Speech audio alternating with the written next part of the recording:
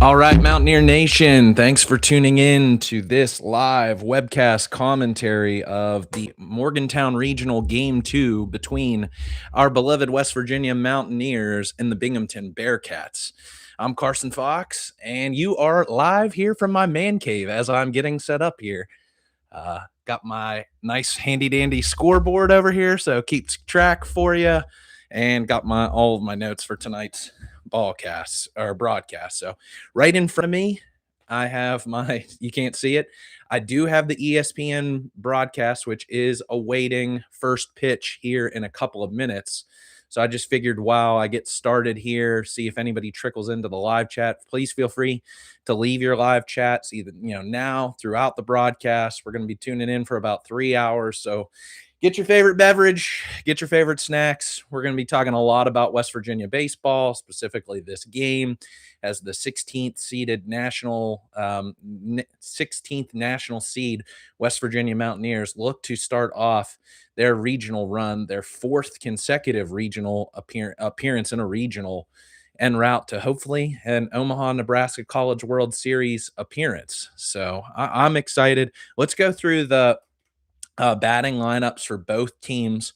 As just checking Twitter just a little bit ago, had a first draft of what I thought the batting order was going to be for both teams based upon their last batting orders and their respective conference championship games. So batting leadoff for West Virginia is going to be Matt Einish, the sophomore at shortstop.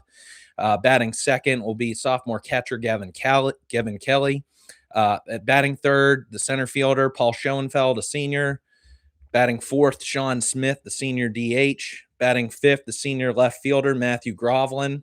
Batting seventh, the junior first baseman, Armani Guzman. Batting seventh, Brody Kresser, the senior second baseman. The big switch for tonight's broadcast, or tonight's game, in right field, instead of Brock Wills starting in right field, it's going to be Ben Lumsden once again for the Mountaineers. So he'll be batting in the 8-hole, batting just 212 on the season. But he's getting the start over Brock Wills.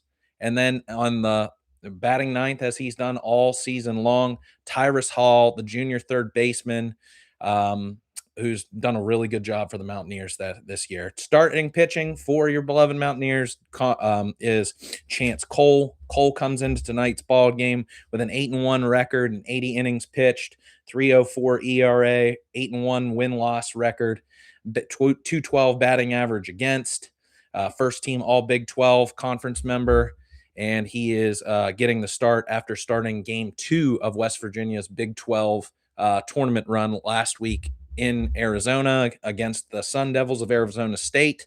He'll be opposed by Connor Griffin of Binghamton, the fourth seed in this regional, the champions of the American East Conference. Griffin is 3-3 on the season. He's a second team All American East Conference member, 6'5", 200-pound righty out of Clark Summit, Pennsylvania, Abington Heights High School. He's a junior.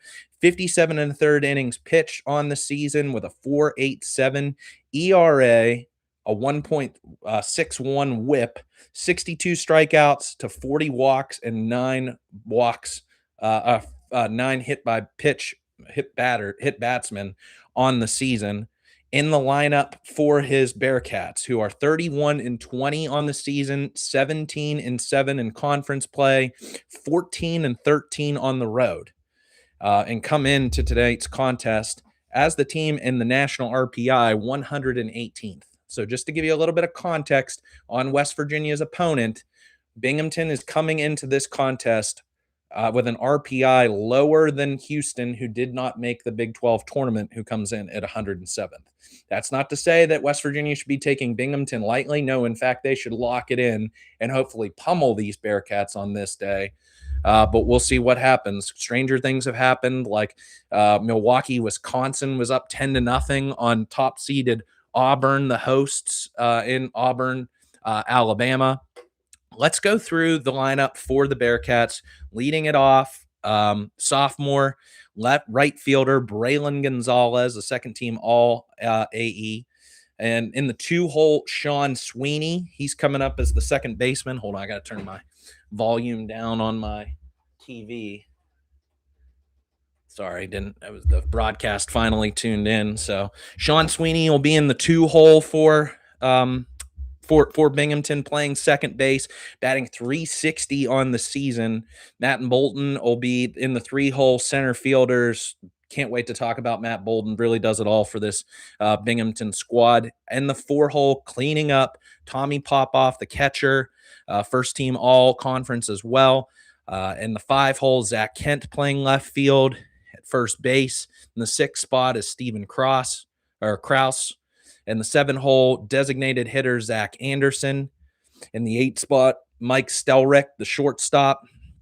And in the 9th spot at third base is Tim Henning, who was also on the second team All-American East Conference. So once again, if you're just tuning in, just coming after here, 5 o'clock, thanks for tuning in to a live play-by-play commentary webcast of Game 2 of the Morgantown Regional between our West Virginia Mountaineers and the Binghamton Bearcats. And the ESPN Plus broadcast is finally on. So you get, if you want to mute your televisions to listen to me, would love to have your chats in the comments here. Thanks for tuning in, Coop.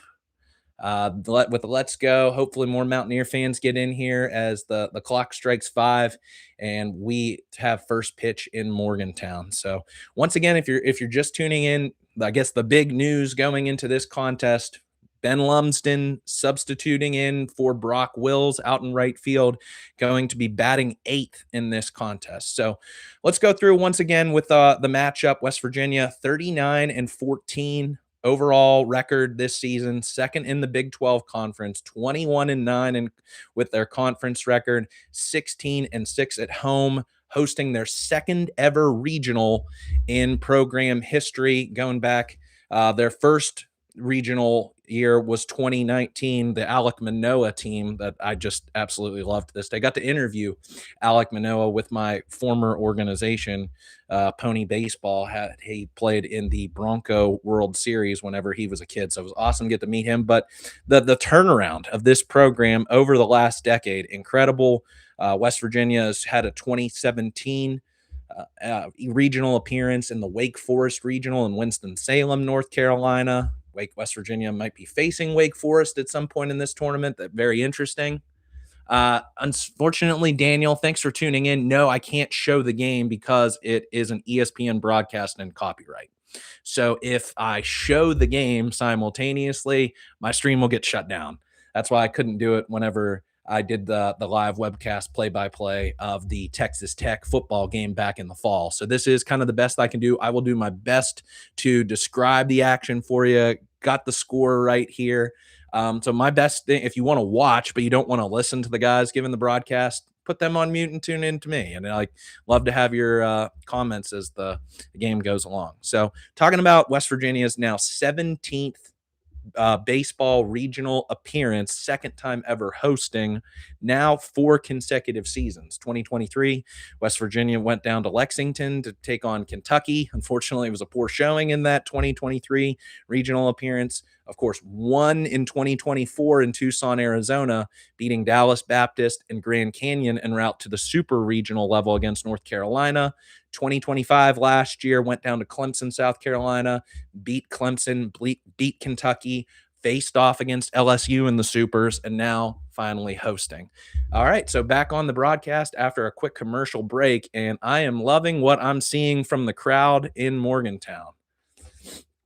People all filling up and down the right field lines. Wonder if West Virginia, within the first couple of innings, if there will be an announcement on an attendance figure. West Virginia's single game attendance record, 4,629 against Pitt in 2025, the Backyard Brawl.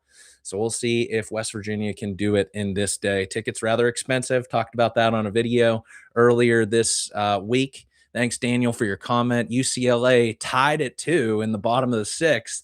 I wonder what happened with Auburn. I know they were down 10-0 to UW Milwaukee earlier today. So that's why West Virginia cannot take this Binghamton team lightly whatsoever. I'm really thankful.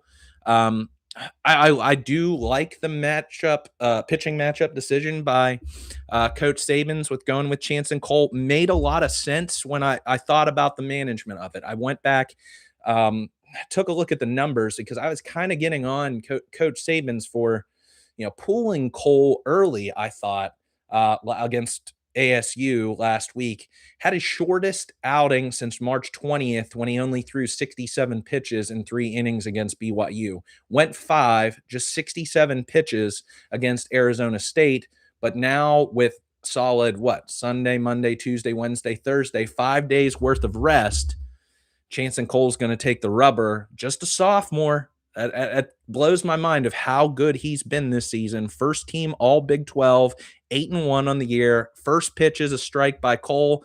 Oh, I'm seeing some empty seats behind home plate watching this ESPN Plus broadcast. But anyway, delivering to Braylon Gonzalez. This is a sophomore-laden Binghamton team as the pitch goes outside, evening the count at 1-1. Just goes to show that Binghamton is on the way up as a program in the American East Conference. Braylon Gonzalez, 5'9", sophomore from Liberty High School. Ball down low to Gonzalez by Cole. Loved hearing the news, the interesting stat, and found this out on their website doing the research for this broadcast about Binghamton. I'll talk about that in just a second. 2-1 delivered down to third base. Hall scoops it off the turf. Easy throw over to Guzman for the 5-3 out. Chance and Cole makes easy work of Braylon Gonzalez. But yeah, learning a little bit about this Binghamton team. In 2020, they received an anonymous, and I know that's not, people know who it was, but didn't want his name attached to it, $60 million gift, the largest in university history, to renovate their baseball complex, which was completed in March of 22. And now Sean Sweeney coming up to the plate for Binghamton, the second baseman, who was the leader in the American East Conference with a 360 batting average.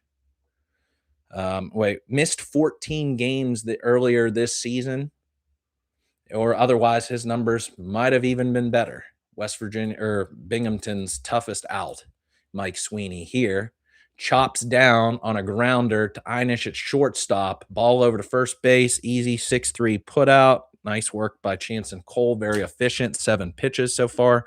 But yeah, going back to what I was talking about. So now Steve Saban said in one of his press conferences, media scrums earlier this week, this is just really the manifestation of now Binghamton with incredible top-notch Northeastern facilities. Similarly to West Virginia on just a bit of a smaller scale.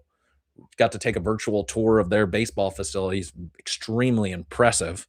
Matt Bolton stepping up to the plate now for the Bearcats. Center fielder, 349 batting average, 6 home runs, 44 RBIs.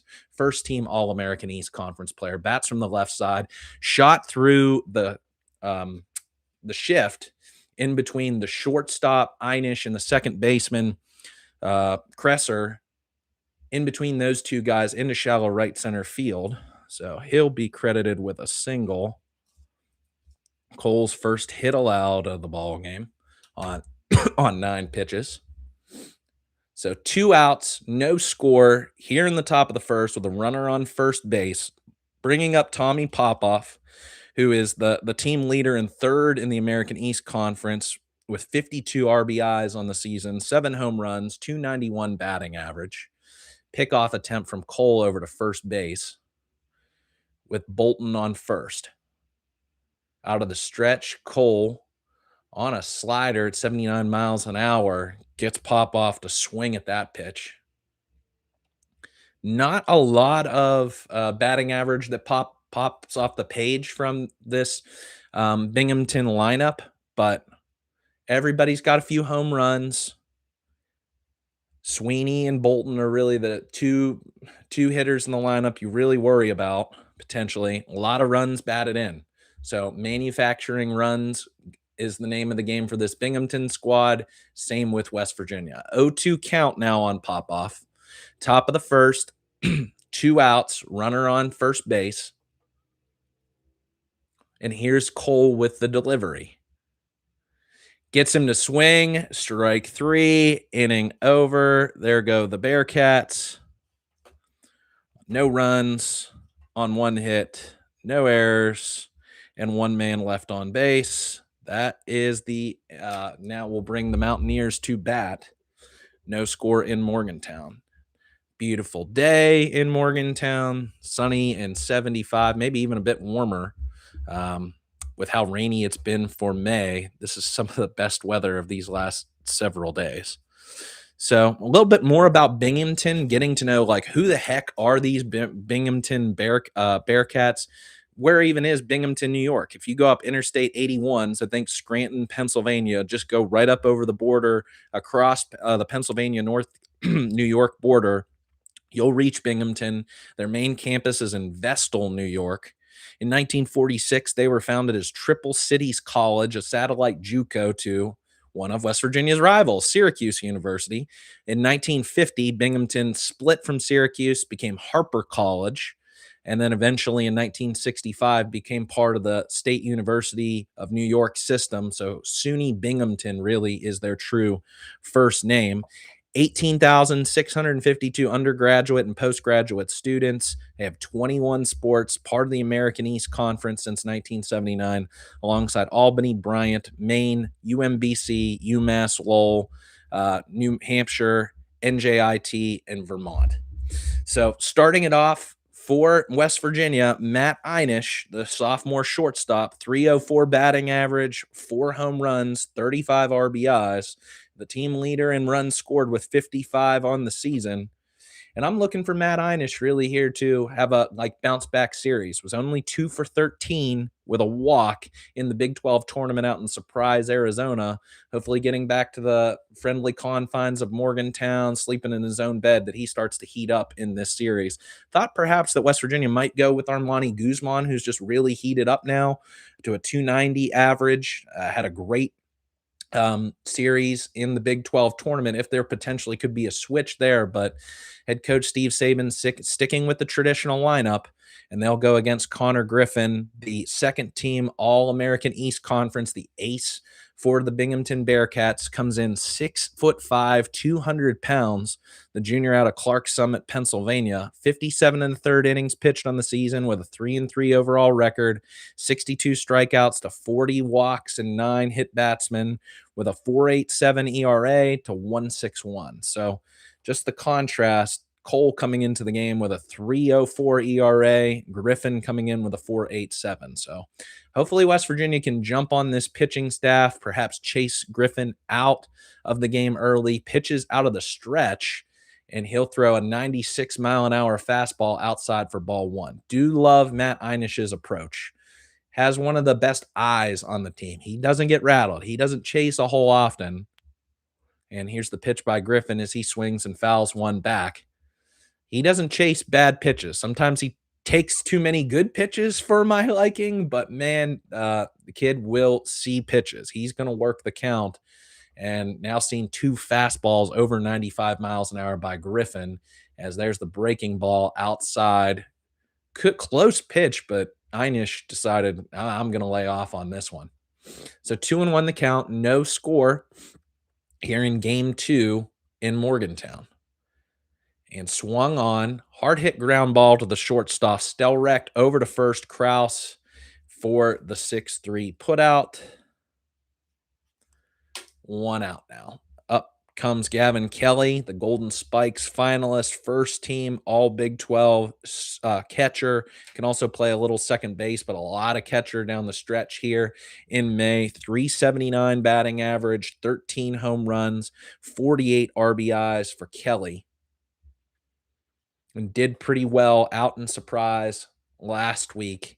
Had a home run in West Virginia's first game against Kansas State as he fouls off the first pitch he sees. Griffin sure can buzz him. 96-mile-an-hour fastball. That's the third I've seen so far of his 5 pitches.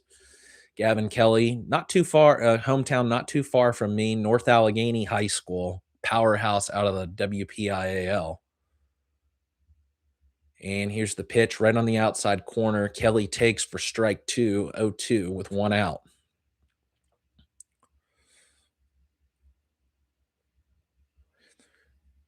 And coming set is Griffin out of the stretch with a breaking ball, gets Kelly looking. That was a very unconventional, irregular at bat. Never looking comfortable on that was Gavin Kelly. Griffin locked in here through 6 pitches. Griffin's longest outing of the season only went 6 innings. A lot of, short innings. Hopefully West Virginia can start to work him into deeper counts. Here's Paul Schoenfeld with a shot right up the middle. Love that by Paul. Yeah, baby. Beautiful. Hopefully he gets hot in this tournament. It was a challenging tournament for Schoenfeld out in surprise. 2 for 11 with a double. Did have a walk.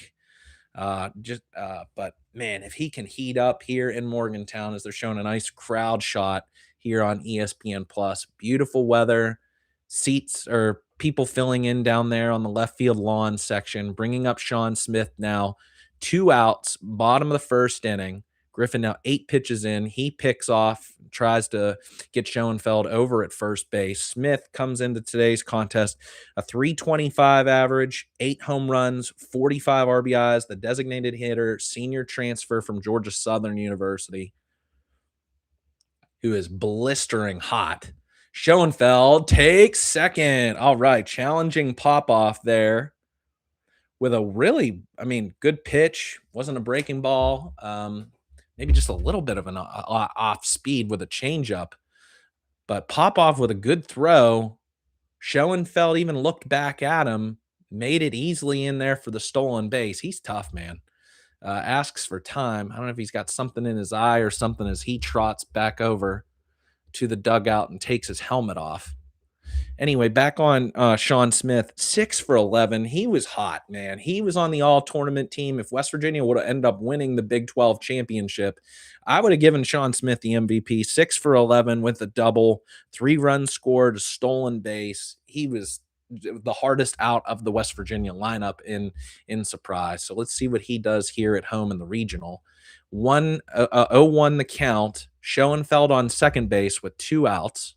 Thanks for tuning in here to Game 2 of the Morgantown Regional. Feel free to drop your comments, how you're feeling about this game, and questions in the chat. And on a now 0-2, off-speed pitch low and away down to Sean Smith. He looks to check back in, get situated. A little bit of a shift. Now just the second baseman, Sweeney, covering him. Swing and a miss by Sean Smith. He's tagged by Popoff for the third out of the inning. So the Mountaineers leave one in scoring position. Schoenfeld at second. No runs on 1 hit, no errors, as we go to the top of the second inning with no score in Morgantown.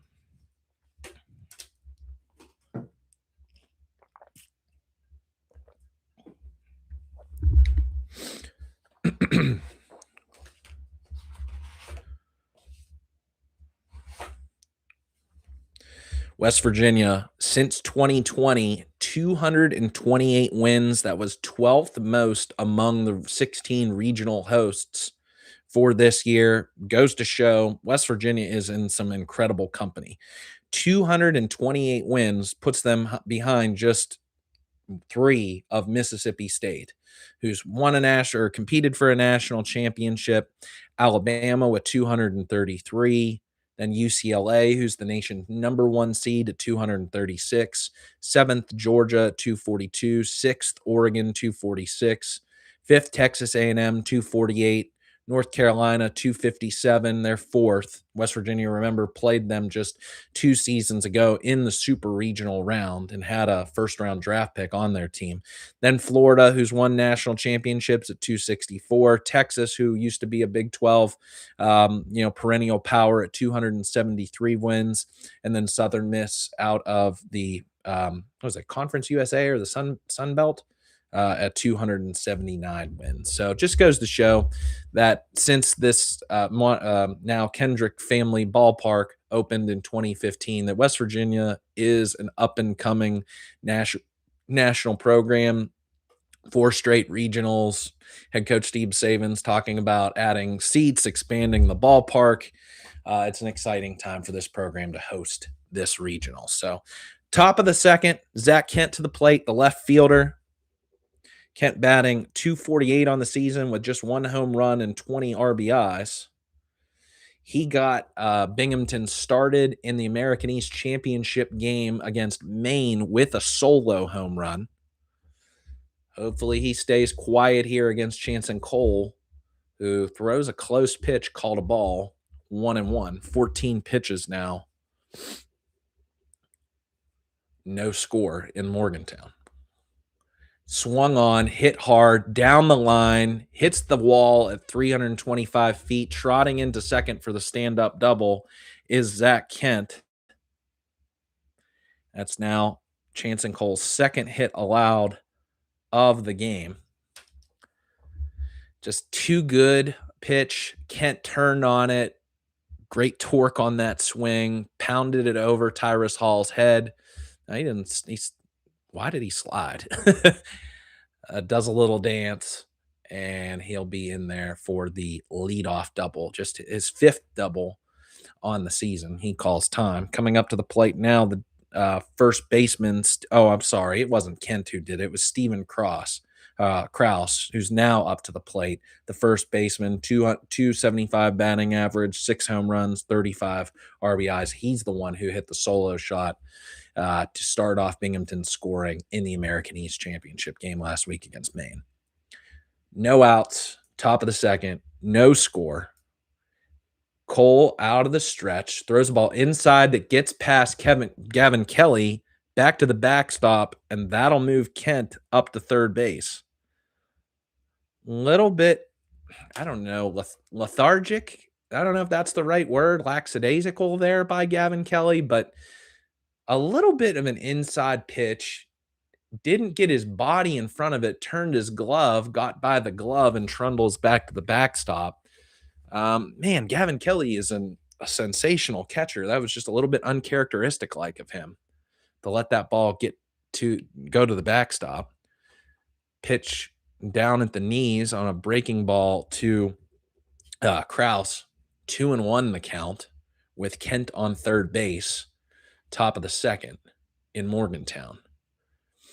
Cole's pitch, close, called a strike. Krause kind of backed out of the batter's box thinking it was going to hit him. Instead, evens the count at 2-2. No outs. Yeah, Daniel, they're showing the score bug for 2-2 now in the 7th with UCLA.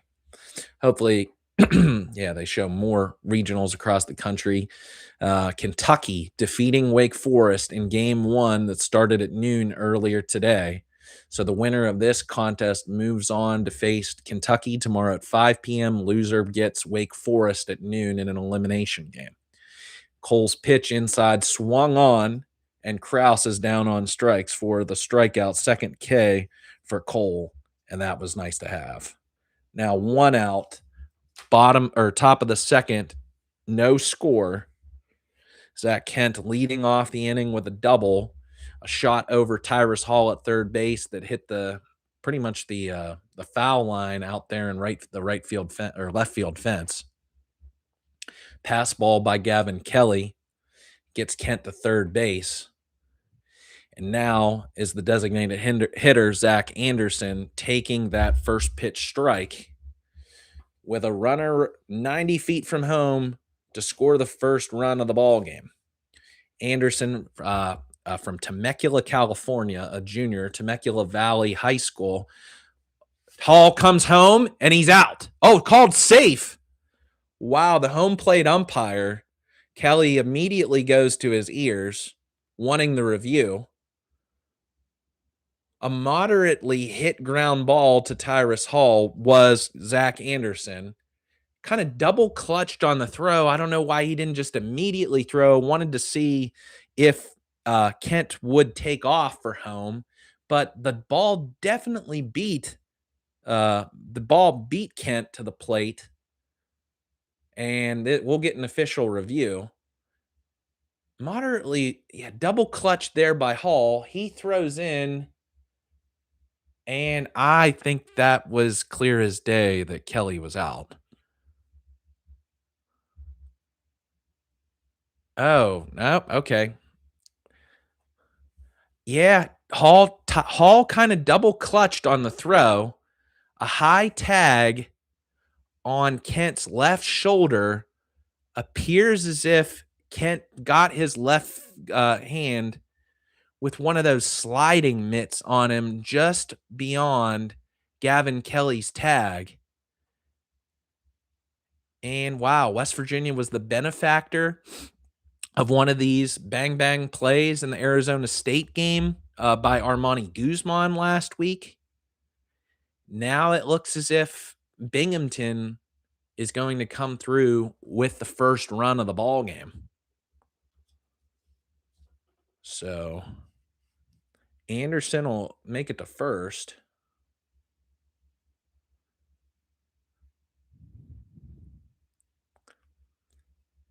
I don't know how you score that.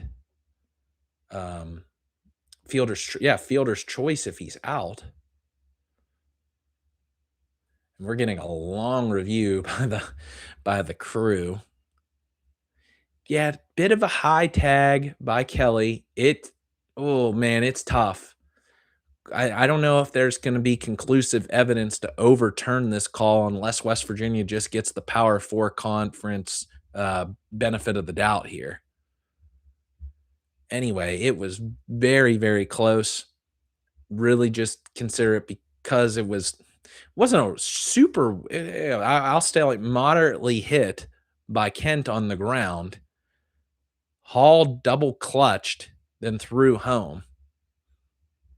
And the Morgantown faithful need something to cheer about to get this game started. So hopefully this will be an out call and it'll pump everybody up.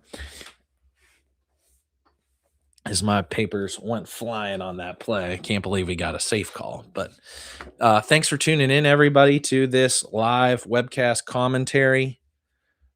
Love to have you a subscriber to my channel. If you love West Virginia football, basketball, and baseball, I know there are a lot of West Virginia YouTube accounts out there, but try to do the best I can with commentary videos once a week on everything going on in the crazy world of college athletics, following all of the action in WVU sports and other college sports news. And it's called the official call, Safe at Home. So fielder's choice scores the run by Zach Kent with an RBI.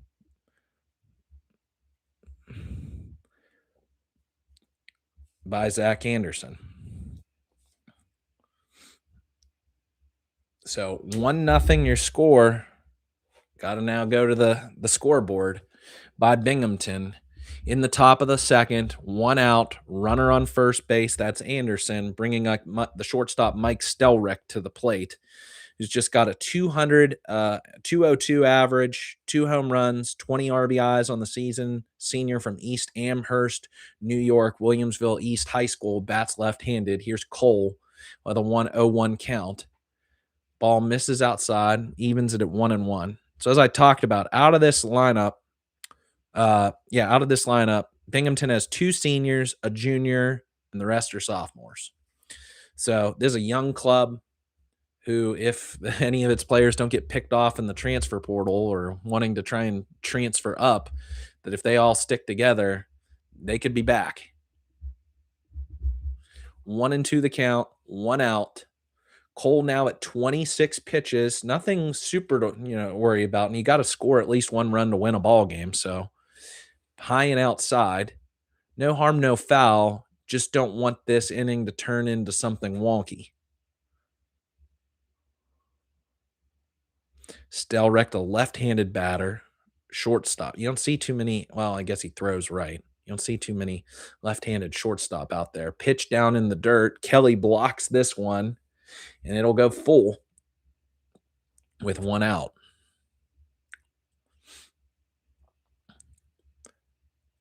You wonder if Anderson is running on the pitch. Here's the pitch by Cole. Slap down the first base line, foul.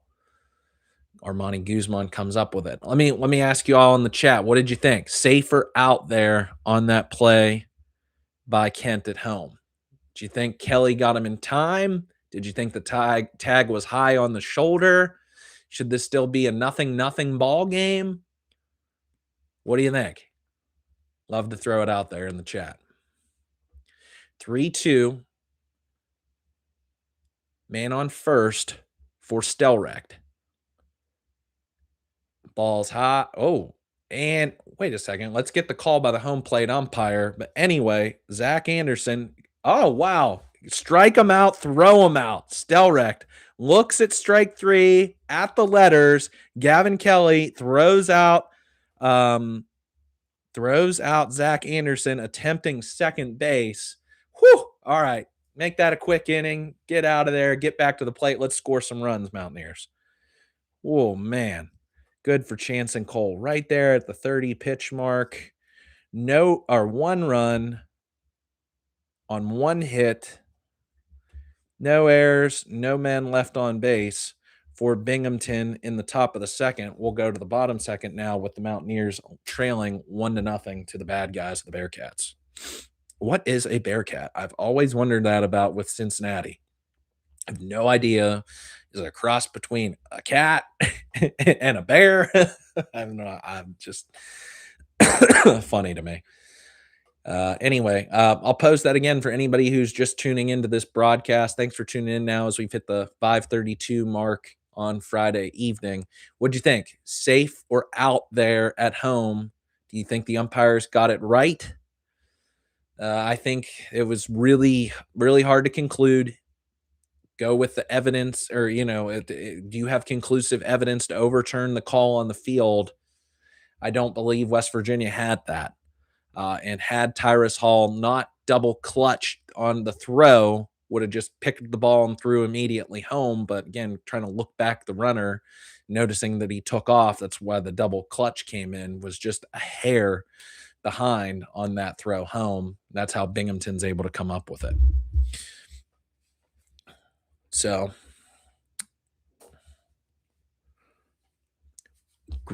here's some of the news here on the ESPN broadcast. Milwaukee, University of Wisconsin, Milwaukee, the stunner today in the Auburn Regional, beating the host Tigers. I bet those fans are great, going crazy. 14-inning game in the regional between East Carolina and Tennessee in a 2-3 matchup. This a 1-4. I already mentioned Kentucky victorious over Wake Forest in game 1 as Connor Griffin is back out for work for the Bearcats here in the bottom of the second, facing Matthew Groveland, the transfer from Ohio State, senior, batting .288 with 5 home runs and 31 RBIs. He skies one out to left field. Sun in Kent's eyes, can he see it? Comes down with the catch. Matthew Groveland, the first out of the inning for the Mountaineers in the bottom of the second. Griffin can hurl it, man. Yeah, he throws hard. Oh, yeah. Don't have a name here on the chat, but if West Virginia loses this game, ... Yeah, let's not think about that. It's early. West Virginia is like a second half team if you want to give it the basketball and football terms. It just slow starts, sometimes frustratingly with this squad, as Armani Guzman steps to the plate, who he's not frustrating. He's absolutely red hot. He was a standout. Was a member of the All Big 12 tournament team a week ago, had a great series and surprised Arizona. We can recall how down the stretch of the regular season last year, heading into the regionals, he was the spark plug who came into the starting lineup toward the end stretch of the season, started at third base. Hopefully he can do the same thing for this squad here in 2026. Falls behind early 0-2 as Griffin's just throwing his 16th pitch. A flamethrower ball down in the dirt, kind of overthrew that one, I feel like. Hit at the front end of the batter's box above the plate. 1-2 the count. 1 out, bottom second. Guzman, glad that he held off there. Mississippi State beat Lipscomb 10-1. In the Starkville Regional, the nation's 14th seed. Oh, LSU's your team, but now you're hoping West Virginia wins it all. I hope you came up with that fandom after last year's super regional game as Guzman hits a sharp ball to the second baseman. Sweeney throws it over to Kraus for the out. 4-3 goes Guzman. And West Virginia, as it's done so many frustratingly times this season, almost get through the first round through the order with very quiet bats. Very, like I said, second half slow starting team, and Griffin is throwing really well. 2 outs, bottom of the second. Brody Kresser stepping up to the plate. The right-handed hitter, graduate student from Jessup, Iowa, transfer from the JUCO level. Kresser, 299 on the season now, upping his average. 2 home runs, 30 RBIs. As he takes a ball outside 1-1. He was blistering hot as well. Awesome in that in the Big 12 tournament last week. 4 for 10, 2 RBIs, 2 runs scored, and a walk for the old Golden Blue. Him, Guzman, Gavin Kelly. He pops one up into center field. That's Bolton. And even though he's staring into the sun, makes the catch. The Mountaineers go down quietly in order in the bottom of the second. No runs, no hits, no errors, no men left on base. And we'll go to the top of the third with Binghamton leading 1-0. Griffin now 2 innings pitched. Very efficient pitching so far. And we'll turn the scorecard order with Tim Henning, the 9-hitter, and back to the top of the order, due up for Binghamton. Yeah, LSU, unfortunately, not making a regional this season. Hate to be the hate for the reminder there, but man, nation's number 1 team, national champion, not getting to a regional the second season. I'm sure you, as a LSU fan, not very happy with that one. Back to Binghamton. Binghamton is making its second consecutive regional appearance. In 2025, Binghamton played in the Athens Regional in Athens, Georgia. In Binghamton's first game, it lost to Georgia 20-4, and in its second game, lost 13-5 against a Big 12 team, Oklahoma State.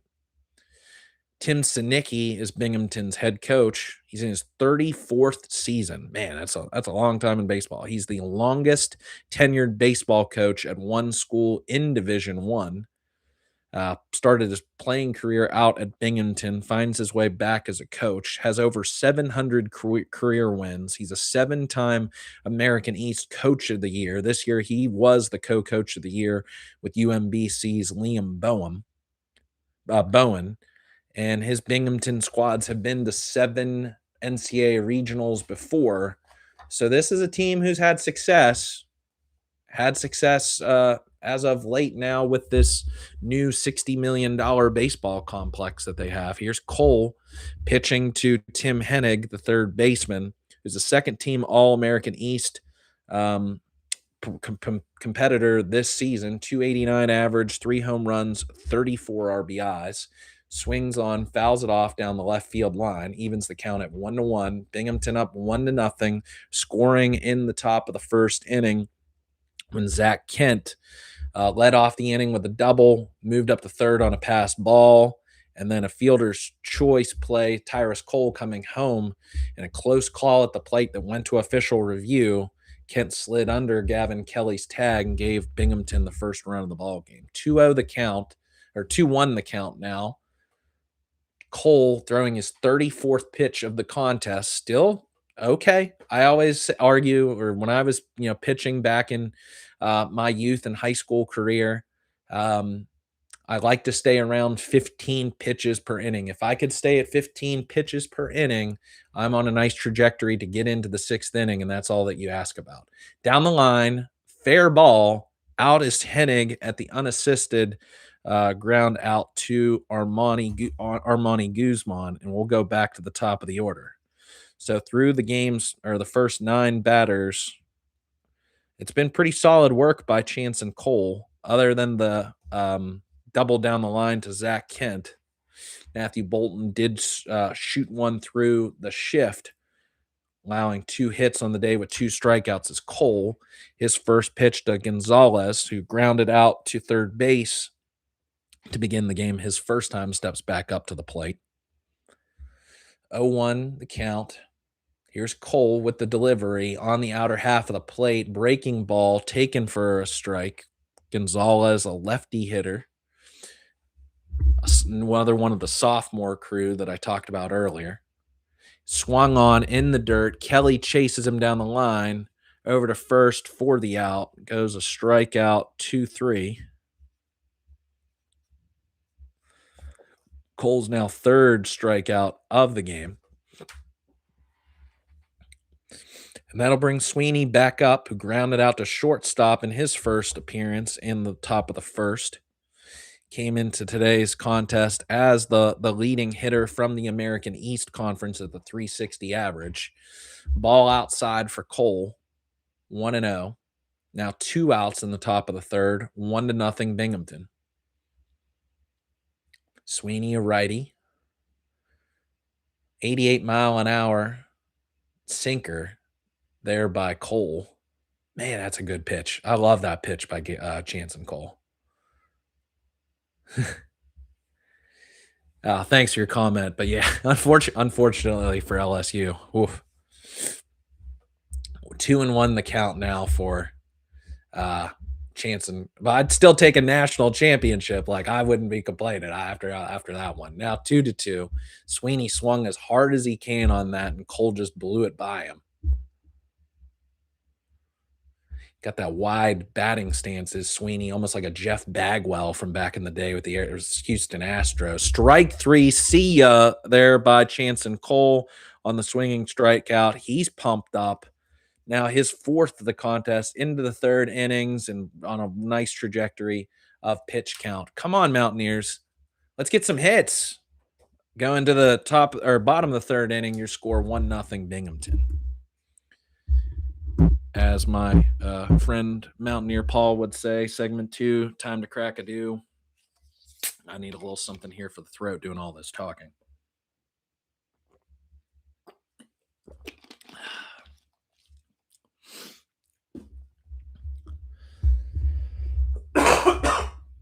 Thanks for dealing with me and my cough. And I'm still just trying to kick, even after a week's worth of antibiotics. But West Virginia back in a regional, 17th time in a regional, dating back to West Virginia's first ever baseball season in 1892. West Virginia first made what was at that point in time a district championship, District 3 in 1955. West Virginia made 5 appearances in a regional in the 60s, 61, 62, 63, 64, and then 1967. Was a bit of a long drought in the 80s, 1985, 1987, West Virginia made a regional. Then in 1994, 1996, West Virginia was the Big East champs. And then another long, even longer drought, almost 20 years. It wasn't until 2017 when West Virginia got to the Winston-Salem regional to take on the Wake Forest Demon Deacons, who are now part of this Morgantown regional, that they were back into it. So since 2017, 1, 2, 3, 4, 5, 6 regionals, now 3 and back-to-back super regional appearances for this program. Head coach Steve Sabins, who's just beautifully picked up the torch from head coach Randy Mazey, who retired a couple of seasons ago. Yep, thank you for your comment. 43 pitches through 3 innings. That's great. If you can stay on that 15 pitch per inning average, that'll get you into the 6th inning, and that's really what you ask for or deeper. So Ben Lumsden getting the start. He steps up to the plate over Brock Wills. 212 average. The senior takes a pitch outside, 2-0. I had Brock Wills as starting this on my first draft of my spotter board. Check Twitter right with the lineup right before I started this broadcast to see Lumsden in, and he fouls one off. Makes sense. I knew Saban's. He had a bit of a plan whenever he got the starts in the series against TCU a few weeks ago to end the regular season. Didn't see much of Lumsden. He played a little bit in the Big 12 tournament last week, but Will's got a lot of the starts. Lumsden is a guy I root for, mainly because of what he did in that Clemson regional last year, coming through in the clutch with some really clutch hits. I know it was a very controversial decision by Steve Sabins to go with him over Grant Hussey, the program's leader in home runs, as he draws a walk outside. Let's see if that's what West Virginia needs to get going and tag some runs on Connor Griffin. Lumsden, very selective hitter. Sometimes to his, just like to Einish, there's a fine line between taking good pitches and letting bad pitches go. That time it paid off for him, draws the walk on Griffin. West Virginia gets a base runner now with Tyrus Hall. Bottom of the third, no outs, 1 run for Binghamton. Tyrus Hall, junior from the JUCO level, starting at third base, and it's really been a mainstay all season for this program, for this team, as the pickoff attempt goes way wide from Griffin over to Krause over at first base. Hall with a 269 average, 5 home runs, 24 RBIs on the season. Wouldn't it be nice for him to go yard here and give West Virginia a lead? Squares the bunt, pulls it back, curveball taken high. Little cat and mouse game action. Final score from the Lawrence Regional. Kansas won its first game 6-3. Florida won 8-7 over Ryder in the Gainesville Regional. Here's Hall squaring to bunt against Griffin, throws a strike right down the middle. Hall brings it back. Yeah, a bit of a cat and mouse game. I don't know if this is West Virginia trying to shake Griffin's just rhythm that he's in, getting him to throw more pitches, or they truly do want to bunt. Let's see what Hall does here. Another pickoff by Griffin, and that's got to get the old gold and blue faithful heated up. 3-4 pickoffs in this one at bat? No outs. Hall at the plate, the right-handed hitter from Canada, takes another pitch high and inside for another strike, 1-2 count. Yeah, clearly that this is, trying to get Griffin to throw pitches. As I've said, not the most efficient pitcher is Griffin. Hasn't gone any deeper than 6 innings all season long. Whew, man, a wicked slider there, 89 miles per hour on the outer half. Hall swings through it for the strikeout. Now 3 for Griffin on the contest. First out of the inning for the Mountaineers, 1-0 Binghamton. With Lumsden on first base, back to the top of the order goes Matt Einish, who grounded out to shortstop in his first at bat in the bottom of the first. Ball low and inside on Einish, 88 mile per hour off speed. Yeah, Griffin, 62 strikeouts on the season in 57 1/3 innings pitched, but had 40 walks and 9 hit batsmen coming into today's contest. So a 1.61 whip if you include the hits batsmen, whereas for Chance and Cole at a 1.21 whip. Whew, but he's pumping gas, y'all. 96. He's been consistent with that fastball on the outer half. Fouled off there by Einish. Evens the count 1-1. Second team All-American or All-America East selection. Was third in the conference with those strikeouts. But with a 4.87 ERA. Be nice to score right here. Absolutely. Sorry, let me see what's the name. Carl. Yeah, Carl. West Virginia needs it here. Needs to take a lead. I'm tired of playing from behind in these games. Play with a lead. Oh, and I think, whoa, Lumsden picked off over at first base. No. I don't know if he was just caught napping. Yep, just caught him leaning, trying to get an extra step. Perfectly timed pick off there by Griffin. Kraus with the tag in the face, and he's out. 2 outs now for the Mountaineers. From the uncharacteristic pass ball on Gavin Kelly that leads to a run. Pickoff plays. Not a fun start for the Mountaineers. Let's see what Einish does here. 2-2 the count. Takes the ball low, borderline pitch.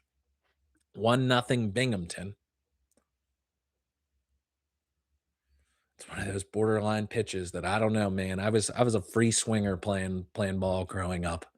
I don't know if I would be taking a pitch like that, but Einish does. Outside, draws the walk. Now West Virginia eating into Griffin's pitch count a little bit, throwing 38 pitches now, but still pretty decent. He's looked excellent so far in this contest. Kind of reminds me a little bit of how Camden Wicker pitched for UCF in the night series in Morgantown earlier this season. He was awesome in that Sunday contest. West Virginia had no answer for him. Instead, here's Gavin Kelly back up to the plate, who struck out looking in his first at bat against Griffin. Ball in the dirt, blocked by Popoff. Goes 1-0 the count, 1-0 Binghamton. Bottom of the third. Einish on first with 2 outs. Long stretch by Griffin. Really deep. Whew. Man, it takes the pitch on the outside corner at 6'5", 200.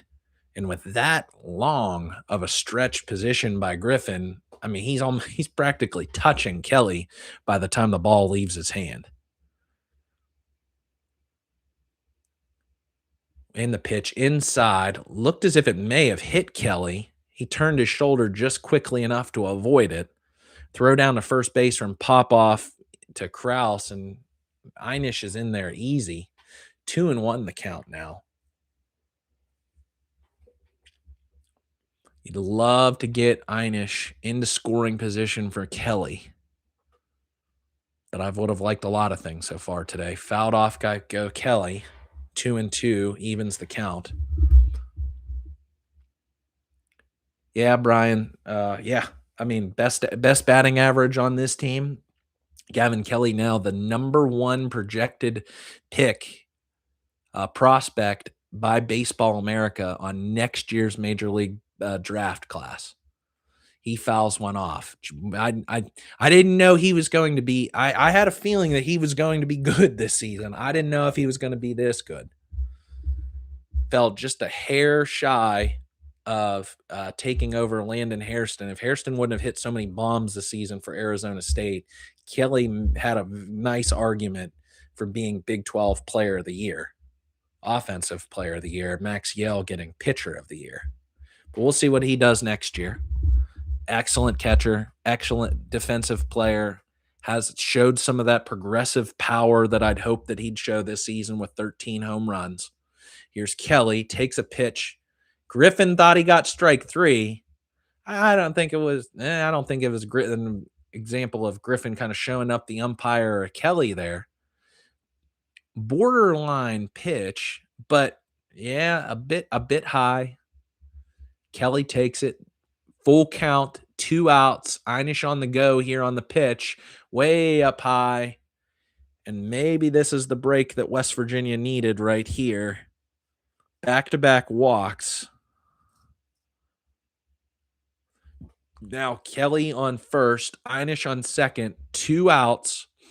I knew that ESPN was going to show the hillside and all the Mountaineer fans kind of camping out along the hill. Man, great contingency down the right field line on the banister in the standing room only sideline. That's where I'm saying down there past section 109, how many seats could West Virginia potentially add down the right field line? I'm thinking if West Virginia could add another 500, West Virginia or Kendrick Family Ballpark has 2,500 seat backs. Capacity 3,500. So I like that look though down left field. If you're watching the ESPN plus broadcast, I love that look. I love that field down left field line with the lawn seating, families being able to bring in some strollers. Saw that during the TCU series and having a little girl. I'd love to do that with my family. Even soon as next year. But I think you could put some seats down the right field line. 2 outs. Here's Paul Schoenfeld, who singled his last at bat. Has West Virginia's only hit of the ball game still so far, now here in the bottom of the third. Takes a strike, breaking ball in the outer half. Here's Griffin out of the stretch, who's now at 46 pitches. The pitch high and away, evens the count at 1-1. Schoenfeld came into today's contest with a 350 batting average. So 29 points below Kelly. Been a bang-up year for the transfer from the Division II level. Swung on and fouled off.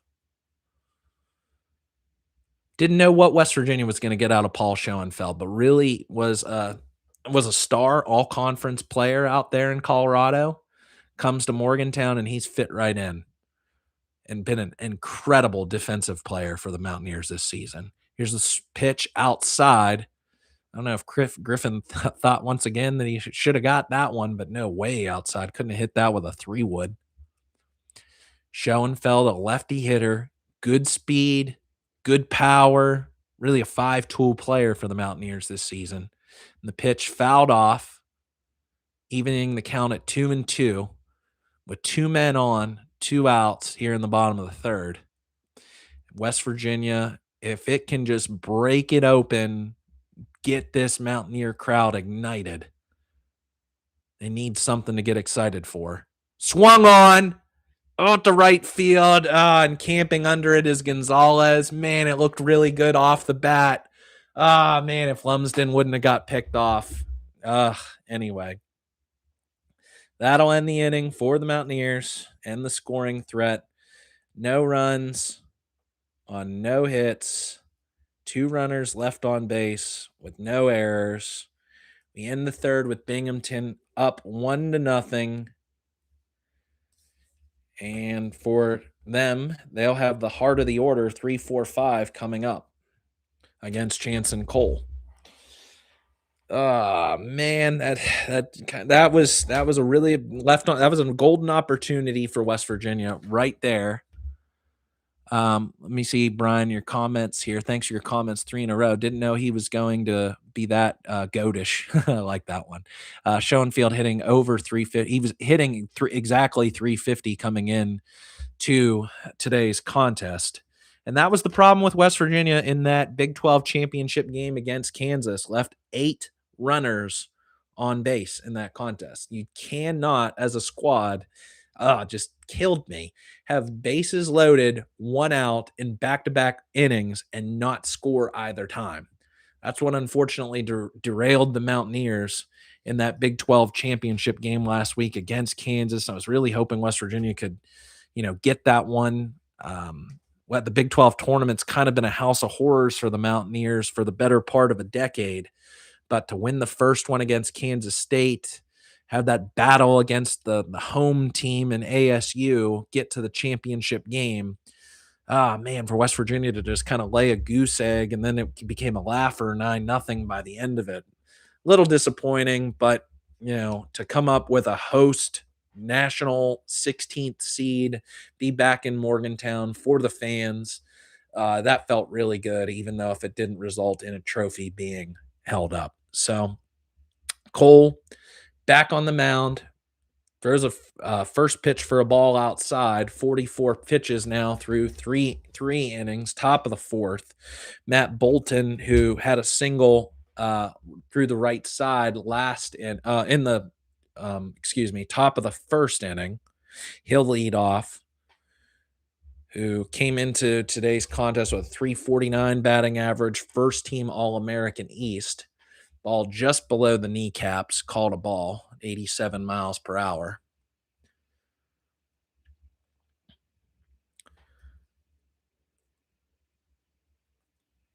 Cole with the pitch, That one called a strike. Cole's best start of the year, May 2nd against Kansas State, when he won a complete game, 1 earned run on 5 hits and a walk while striking out 9 on 120 pitches. West Virginia won that game 9-1. And a ground out to Matt Einish, who was playing on the right side of second base. So 6-3 in the scorebook, but looked more like a routine ground out to, or a ground out to who would be playing second base up near the third on the right side of second base into the shift. 1 out. Stepping up to the plate now is Popoff. Takes the first pitch for a ball. Popoff struck out swinging in his first at bat to end the top of the fourth. Right down the pipe there is Cole. I just love how efficient Chanson Cole is. He's a yeoman. He just gets up there, throws strikes, doesn't fool around. Love it. Ball outside, check swing. Loved hearing what Coach Saban said. He didn't want to go so far with this, hyperbolic language, but saying a miracle. I mean, they found Chanson Cole out of Boiling Springs, South Carolina at Newberry College, who was a true freshman. Like, they found him, loved the tape and video on him, bring him over to the Big 12, and he's a first-team all-conference member. Man, there's Popoff fouls it off. Kelly wishes he would have had it, which he would have squeezed that for the final strike of the at-bat, but instead, now 53 pitches, working fast is Chanson Cole as well. 2-2 the count against Popoff. With the pitch, breaking ball, strike 3 swinging. That's now Cole's 5th strikeout of the ball game. If he would just be 6 strikeouts. Sorry, I missed one, y'all. Oh, I missed the strikeout in the dirt 2-3 against Braylon Gonzalez in the third. Now his 6th strikeout, if he'd just be rewarded, that's what I get. If it's for Max Yell, Chanson Cole, and Ian Corn, it's just got to be so freaking frustrating that you pitch your tail off all season and can't be rewarded with run support early on in the contest. But they somehow still get wins. I love that. First pitch now to Zach Kent, who scored the game's only run so far up. He takes his first 2 pitches he's seen quickly, 0-2 now to the left fielder. Seeing your comment, Max, why can't I find a stream for every regional game on YouTube besides ours? Here's a swing and over to first base. I don't know. I don't know if you can find a stream on YouTube. I would think that they would get shut down because of copyright. Anyway, there it goes to the out. Zach Kent with the ground out. Cole gets through it. Now 4 innings pitched. No runs, no hits, no errors. West Virginia still trails Binghamton 1-0. We'll go back to the bottom of the 4th inning with Sean Smith, Matthew Groveland, and Armani Guzman due up.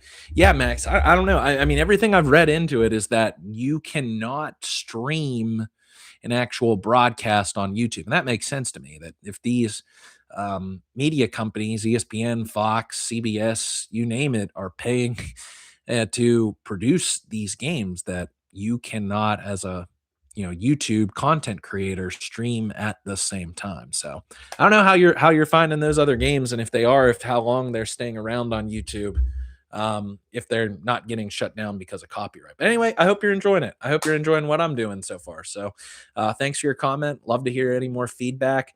Anybody have any thoughts on the close play at the plate on Kent and Kelly, the near tag that was called safe? Love to know your thoughts on that one. So far, so quiet go the West Virginia bats, unfortunately. West Virginia only has 1 hit on the day, leaving 3 runners on board, on base. We'll see if into the later stages of starts that Connor Griffin has had this season, if West Virginia can get to him now over, close to, and then get over 50 pitches.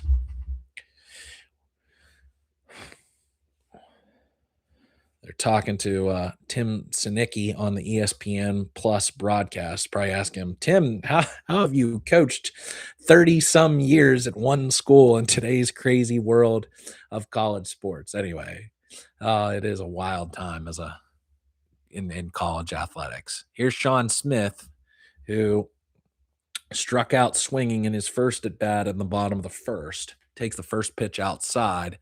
This will be Griffin's 50th pitch. Been humming it so far. 3 strikeouts on the day.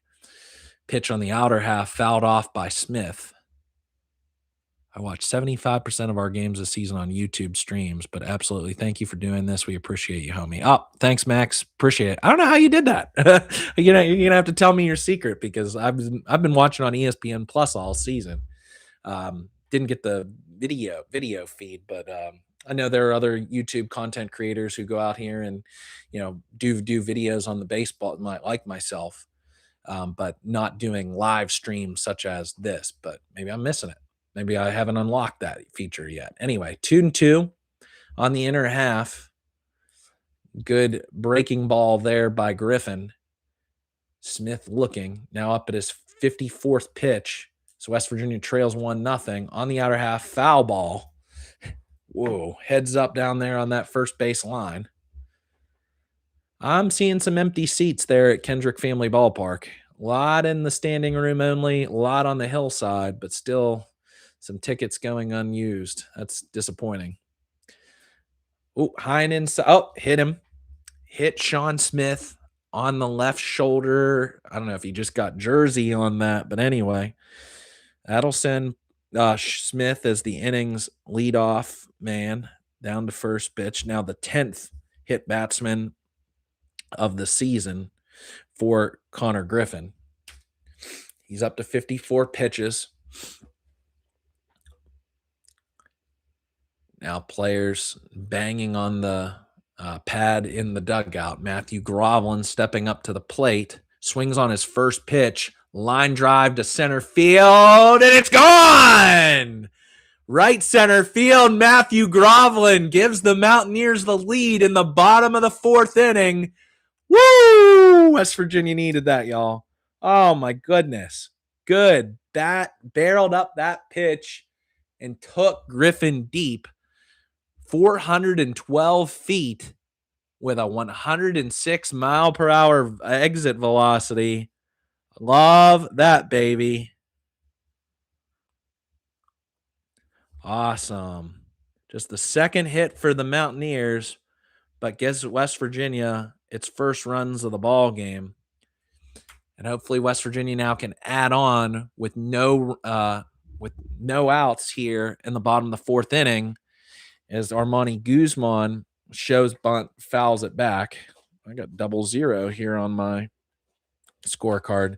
So with West Virginia losing the live stream webcast that I did against Texas Tech earlier this fall for football, that is now the first lead that I can finally show on my scoreboard that I bought from Walmart. So yes, finally West Virginia has a lead, 2-1 here in the bottom of the 4th inning. Matthew Groveland going yard to right center field. That was beautiful. Just a line drive that just kept carrying us. Beautiful. And pitch goes outside to Guzman, now 1-2.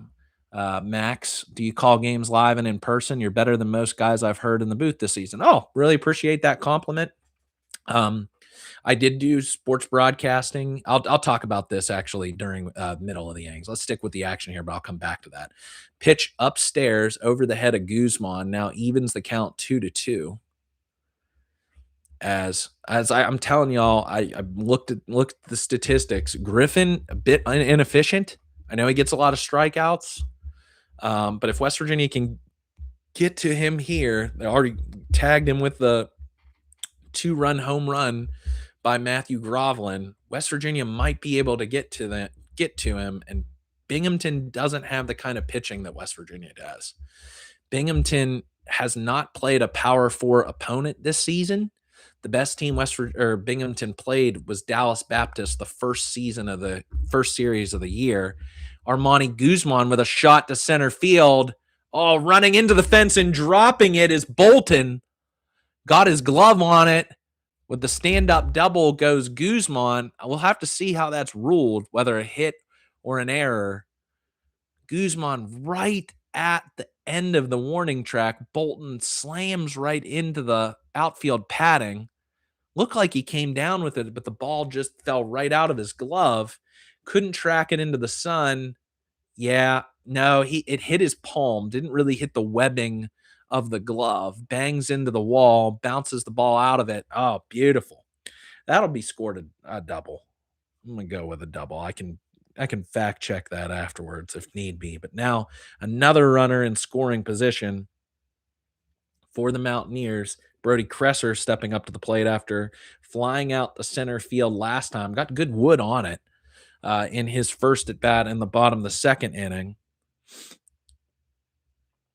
Guzman on second base with Brody Kresser. Oh, and that pitch, borderline pitch. I wonder if Griffin's confidence is just a bit shaken. And you don't want to have shaky confidence. Jackson Mitchell now warming up for Binghamton against Brody Kresser. He'll take advantage of you. Fouled off. Guzman was all the way down to third base. Guzman's so freaking fast. 30 stolen bases on 33 attempts for the season for Armani Guzman. You do not want to challenge him. I missed the first at bat. Nick, how did the runner get on first base? Hit by pitch on Sean Smith. Kind of just nipped his jersey on his left shoulder, and then Groveland took Griffin yard on the next pitch. Here's to Kresser, down low in the dirt. Our Guzman easy in there. Popoff did everything he could on the throw, but Guzman was all the way down there. Had to kind of step behind Kresser in the batter's box to throw. And West Virginia could get its third run of the day if it can advance Guzman 90 feet. No outs here in the bottom of the fourth. West Virginia up 2-1. Pitches outside. Brody Kresser drawing the walk. Now the fourth walk of the day by Griffin. And this is West Virginia's opportunity, y'all. Break this game open. Runners on the corners. No outs after the Groveland 2-run home run. And wow, Binghamton is going to pull Cameron Griffin. I'm surprised that they're not just going to come out for a mound visit.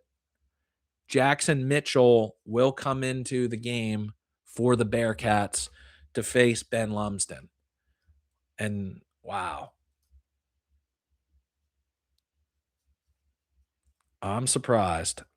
I guess I'm surprised given how well through those first couple of innings Griffin was throwing it. I mean, yeah, the Bearcat faithful who are there in Morgantown should be cheering him on because, I mean, man, kid was throwing hard.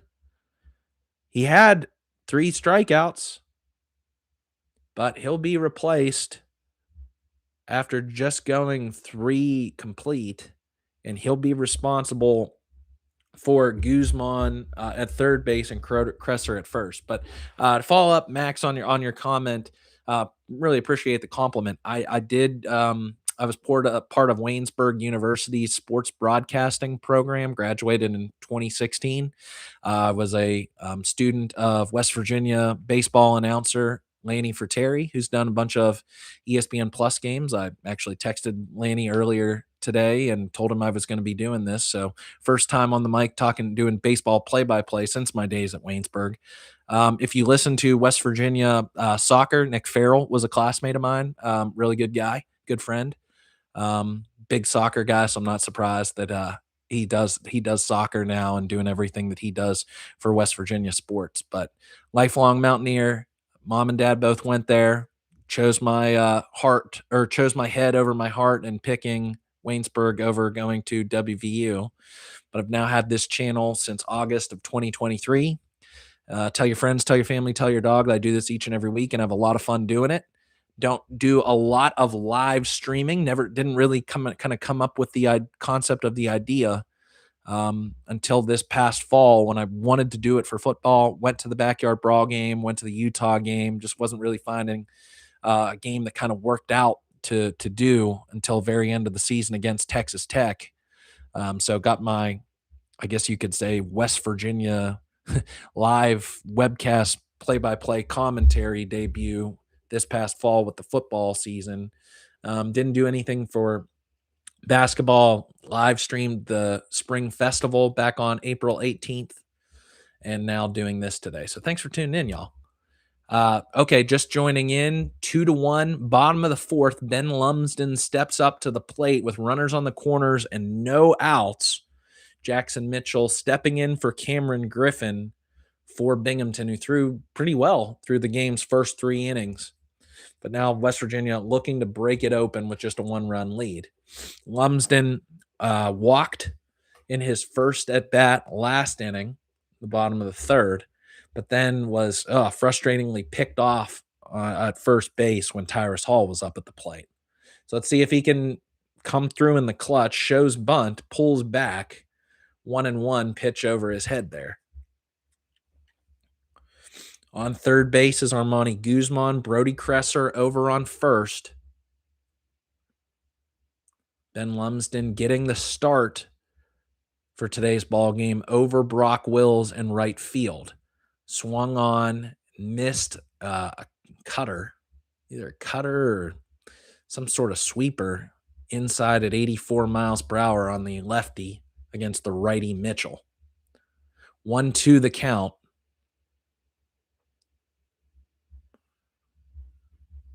Oh, absolutely, Max. Thanks for your comment. All right. Pick-off attempt on Kresser. Mitchell coming set. Here's the pitch. Down in the dirt. Great block by Popoff. As a catcher myself, back in my day, which was a Wednesday, Popoff with a nice block there. I always got to show the respect to those hardworking catchers. UCLA trailing in the bottom of the ninth, 3-2. Wow, they show on the score bug here on the ESPN Plus broadcast. Lamar beating Texas A&M in the seventh, and South Dakota State giving Nebraska all at once 2-1 in the bottom of the seventh. Here's the pitch to Lumsden. He fouls it back. 2-2 the count. That in Milwaukee, Wisconsin being the stunner today, beating Auburn. One of the best teams in the mighty SEC. Lumsden, the lefty, stepping in.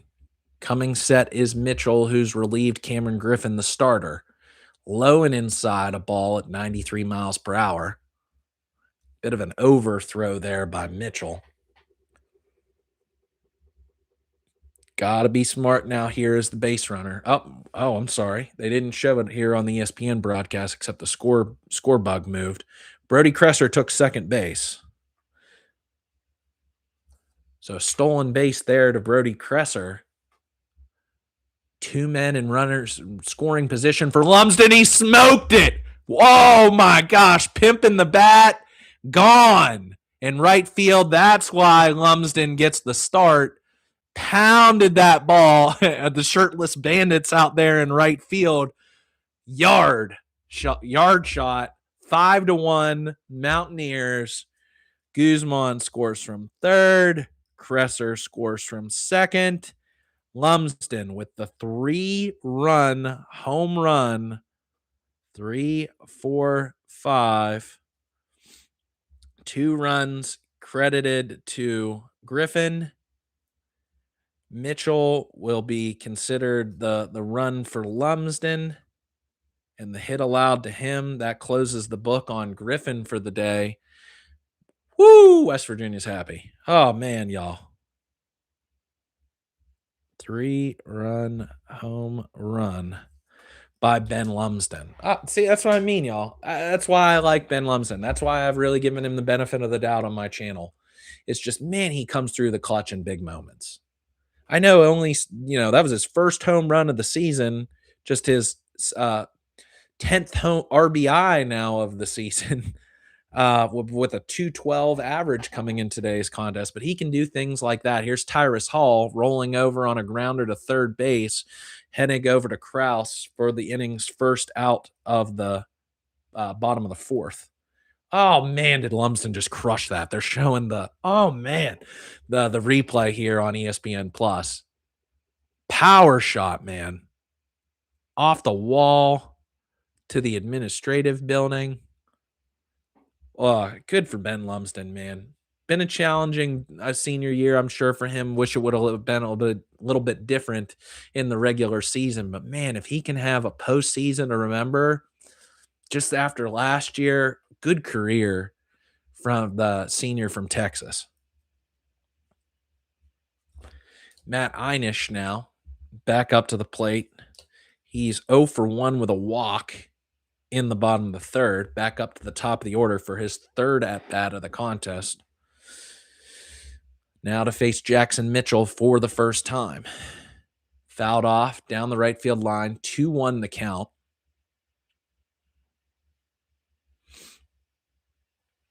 West Virginia now up 5-1.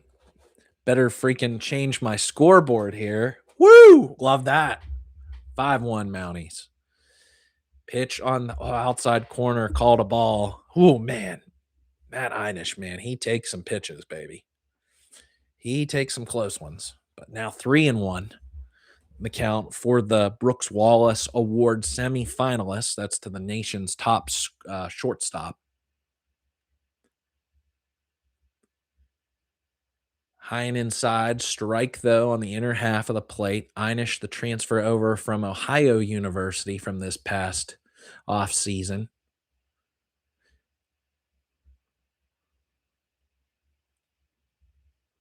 In the 3-2 pitch, fouled off.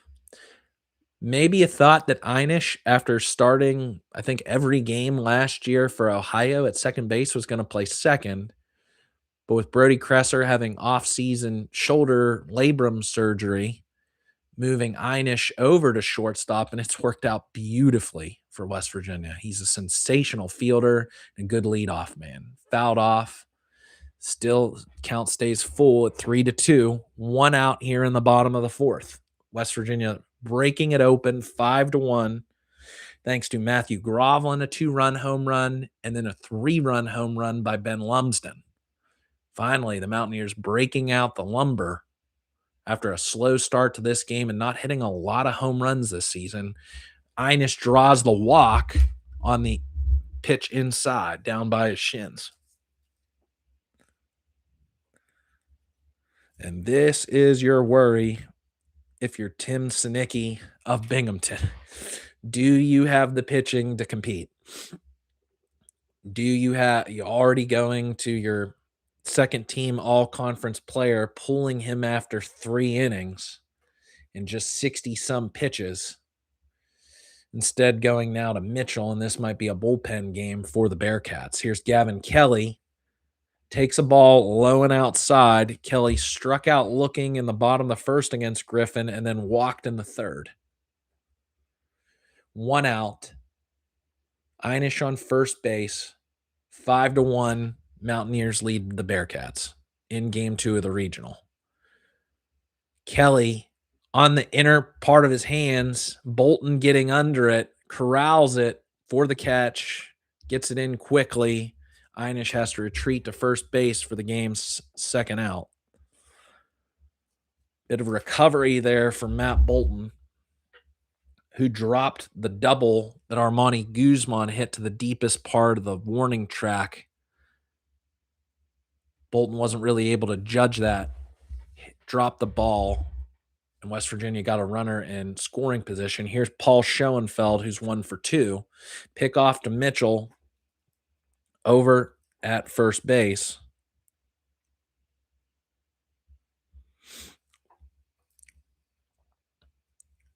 Schoenfeld had a single in his first at bat with a stolen base and then flew out to right field in the third. Shows bunt. Ball inside. He'll redo the batting gloves and hopefully continue this 5-run inning for the Mountaineers. Schoenfeld will constitute West Virginia batting through the entire order here in the fourth. Mitchell now throwing his 21st pitch of the inning on the inner half of the plate, called a strike, 1-1.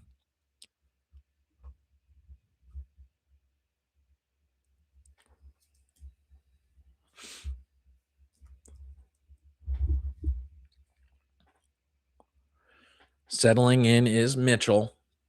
Looking in at Schoenfeld, swung on, fouled down the right field line, and will reset. Now in the hole with 2 strikes. Schoenfeld given one of the, what do you call that? Aloha. I don't know why all those hitters, when they get in the 2 strike counts, they look down at Steve Sabins and give him one of these. Love it. Someone who's been to Hawaii before, I love that. Pick off over at first base to Einish in there safely. Schoenfeld, the lefty hitter. St. Mary's beat UCLA 3-2. Love that. Thank you for that score update. Keep them coming all evening long. Swung on, hit hard down at the first baseman, Krause. He steps on it unassisted for the 3rd out of the inning. And that'll end the West Virginia threat in the 4th. That one felt great. 5 runs on 1, 2, 3 hits go the Mountaineers in the 4th. No errors, even though that one tough play there by Bolton in center field against Armani Guzman. With runner left on base, go the Mountaineers in the bottom of the 4th. 5-1, your score. West Virginia ahead of Binghamton. Kentucky beating Wake Forest 6-5 in game 1 earlier today in Morgantown. The winner of this game takes on Kentucky tomorrow at 5 p.m. at home for West Virginia, if West Virginia wins. Loser gets Wake Forest in an elimination game at noon. I tried looking on it before I started the webcast. I don't think any sort of announcement has come out just yet if ESPN will be having either of those games tomorrow on any of its network shows or if it'll be another web stream on ESPN Plus.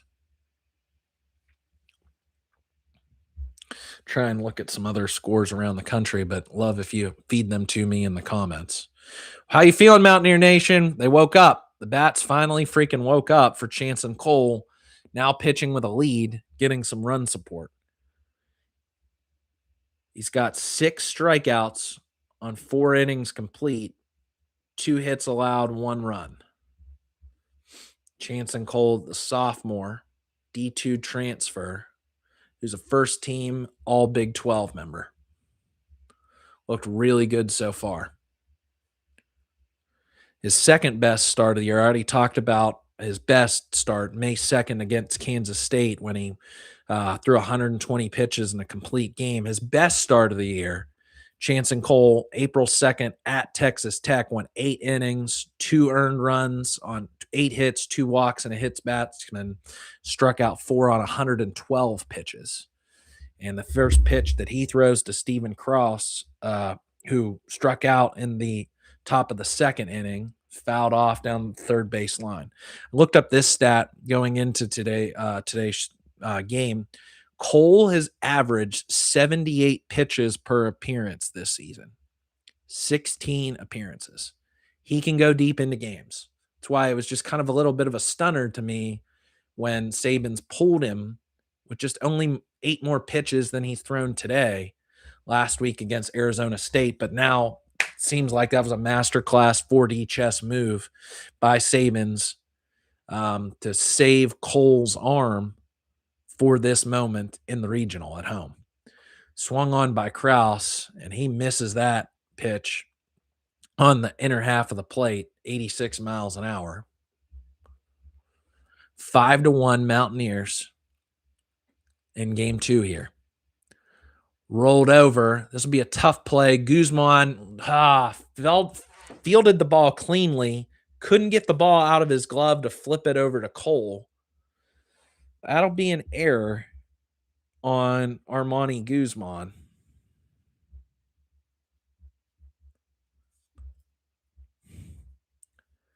Just did not get a good handle on the ball to flip it over at Cole. Higher degree of difficulty play, but he got to it. If he could have got the ball out of his glove, it would have been probably a step. Cole would have beat him on the reception. Instead, that'll bring up Zach Anderson. who reached on a fielder's choice in the second inning.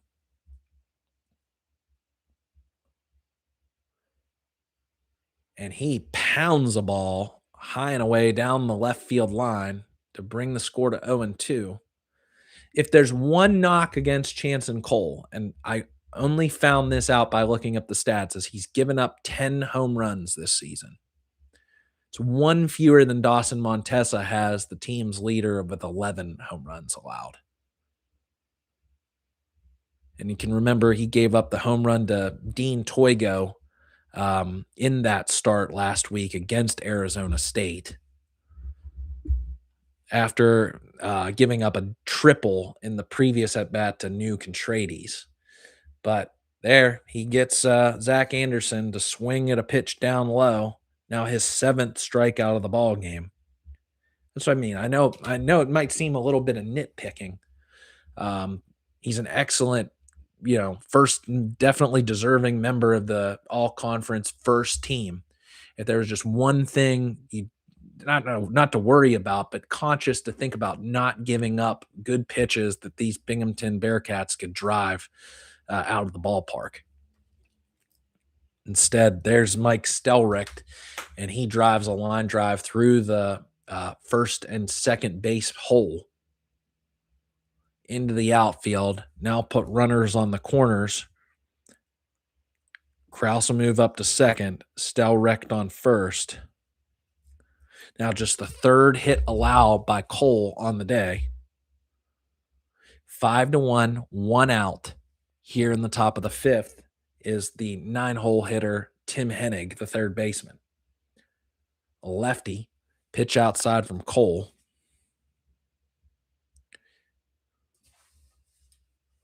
And now they're showing on the broadcast here that score update about UCLA losing.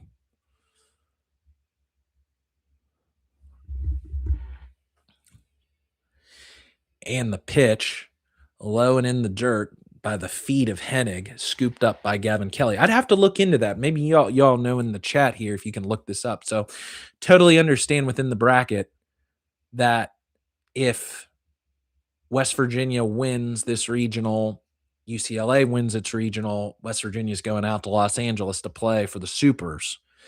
Does the bracket reseed? Yes, I understand that. Does if say UCLA doesn't come out of their regional as the winner, West Virginia wins, does West Virginia then play the proverbially the 2 seed Georgia Tech? Or, the nation's highest leading regional winner? Or would West Virginia then host whoever wins the UCLA regional? I think that's the way it would work. Unless you have to be one of those top 8 seeds in the country to host. Okay. Thank you. Yeah, thank you for that, Nick. Yeah, so West Virginia would host a super if UCLA goes down. So got to hope for UCLA to continue to lose, and West Virginia's got to take care of business. Okay, good to know. Thank you. So 69 pitches now for Chanson Cole, 3-0 count here on Hennig. Hopefully he can get out of this potential trouble. Pitch down at the knees for a strike against Cole. 1 out, 5-1 here in the top of the 5th after West Virginia went on a 5-run bottom of the 4th inning. Swung through, and on the follow-through by Hennig, clips on the backswing on Kelly's hand. Think he's okay. Taking a second. Yeah, but looking at his right hand. Man, you do. You get beat up as a catcher. I got beat up during my time playing baseball as a catcher. So 3-2 the count. Swung on. Hennig swings through it. Down on strikes. Cole's now 8th strikeout of the ball game.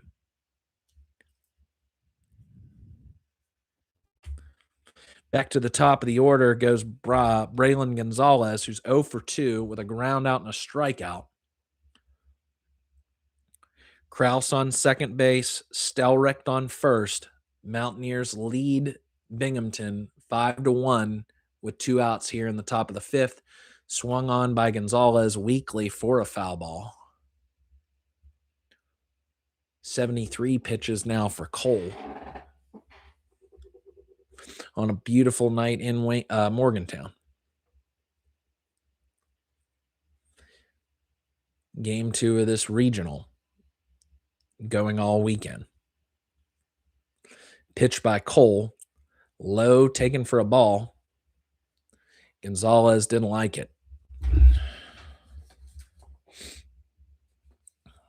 Let's see if here I'm in my handy dandy notes. Braylon Gonzalez from Bethlehem, Pennsylvania, Liberty High School. Here's Einish, no play on it, sharply hit, line drive. Would have been a tough scoop, but Einish has made scoop plays like that before. Nowhere to throw. I think that's an error on Matt Einish if he wasn't double clutched. Gonzalez. Yeah, that could have been an error. That's an error.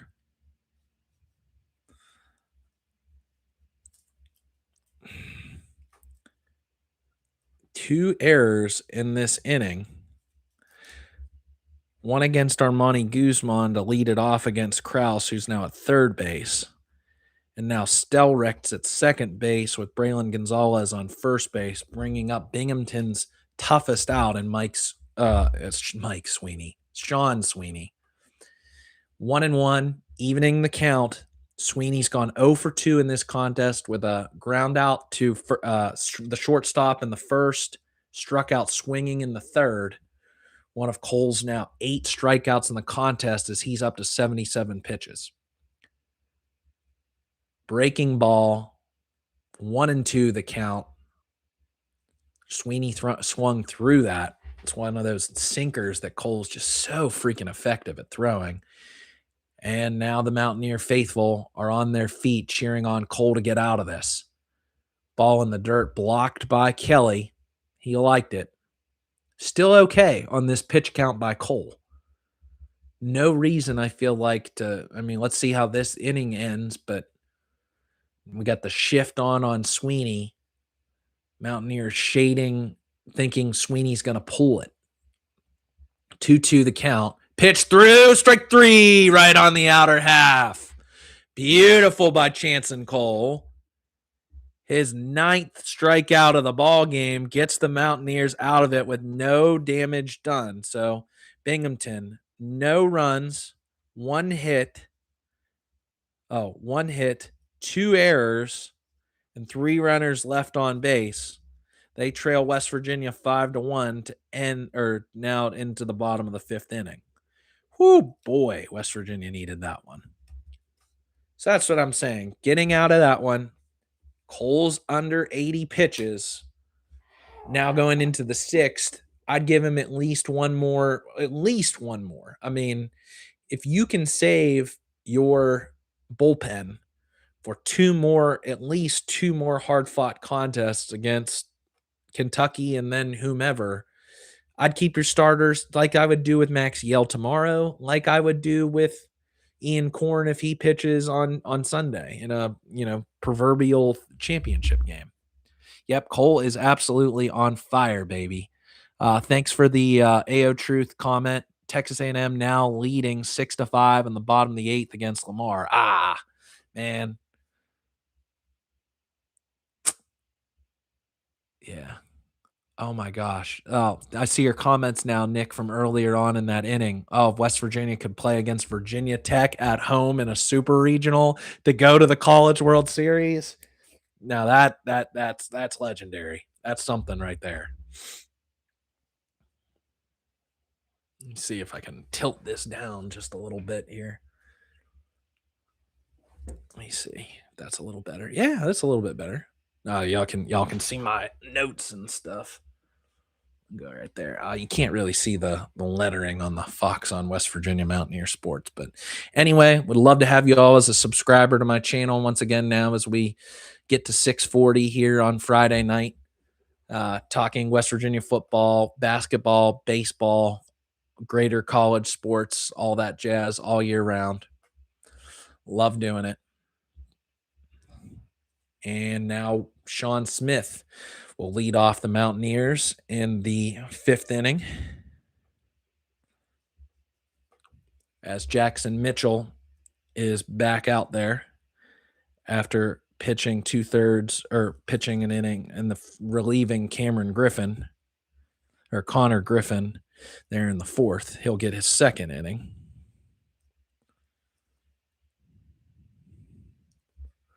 One to one, evening the count is Smith. Outside, ground ball to the second baseman. Sweeney over to Kraus for the out, 4-3.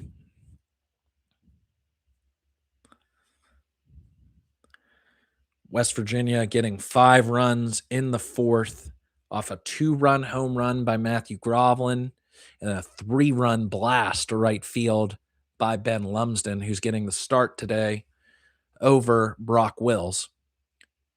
Bottom of the 5th, 1 out. Here's Groveland back up after he broke open the scoring. Just how clutch has Matthew Groveland been for this old gold and blue team this season? It's been a pleasure watching him. I know that probably expected to do a little more catching than he's ended up doing. Pitch low. But Kelly just, being as good of a catcher he is, Groveland has transitioned to the everyday left fielder position beautifully.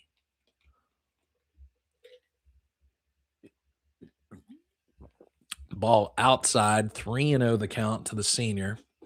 Transfer from Ohio State.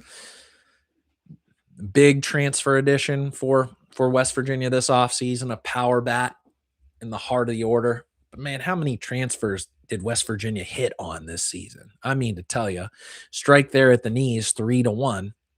When you think about it, Ian Korn, Chanson Cole, Matthew Groveland, Sean Smith, Tyrus Hall, Matt Einish, Paul Schoenfeld. What a just unbelievable masterclass operation by this coaching and recruiting staff.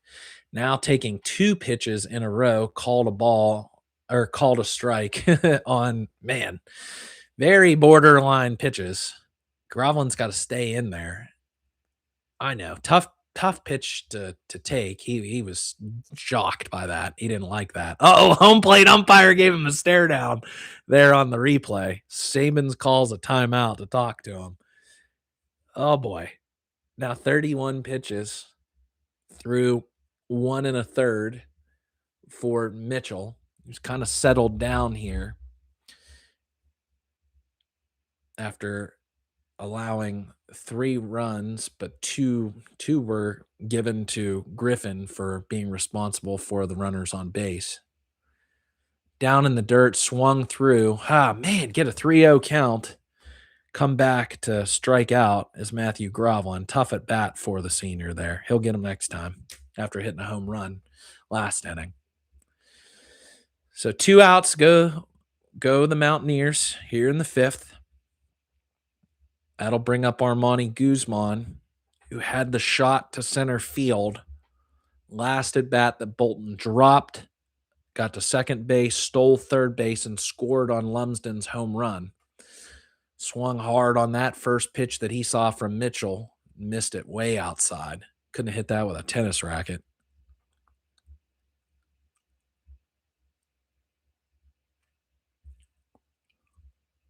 Guzman from Bronx, New York, the lefty batter, junior, who came on so strong for the Mountaineers toward the end of the regular season last year and through their postseason run. You knew he had to be an everyday starter for West Virginia this season. You just had no idea it was going to come at first base.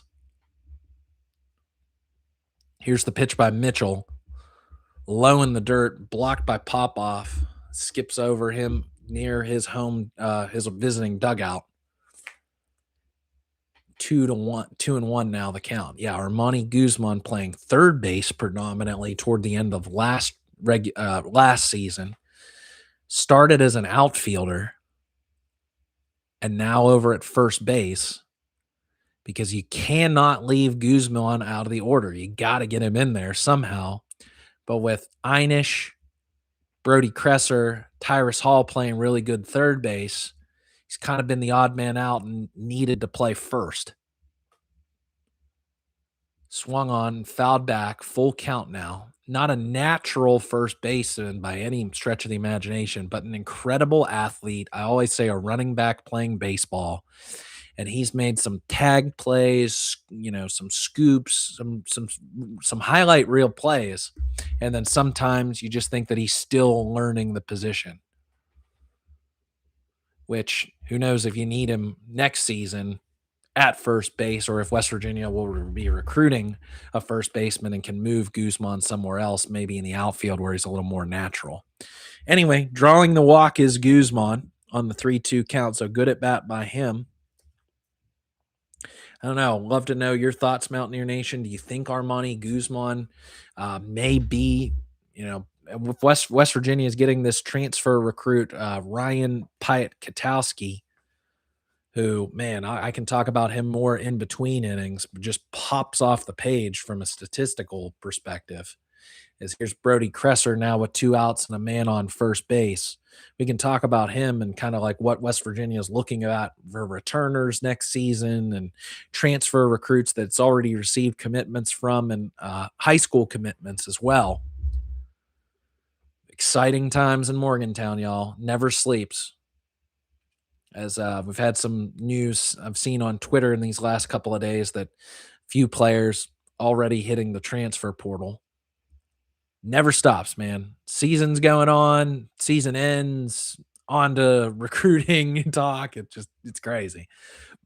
Always something to talk about with the Mountaineers. 1-1, the count. 1-1. 2 outs, bottom of the 5th. West Virginia leads 5-1 after a 5-run bottom of the 4th inning.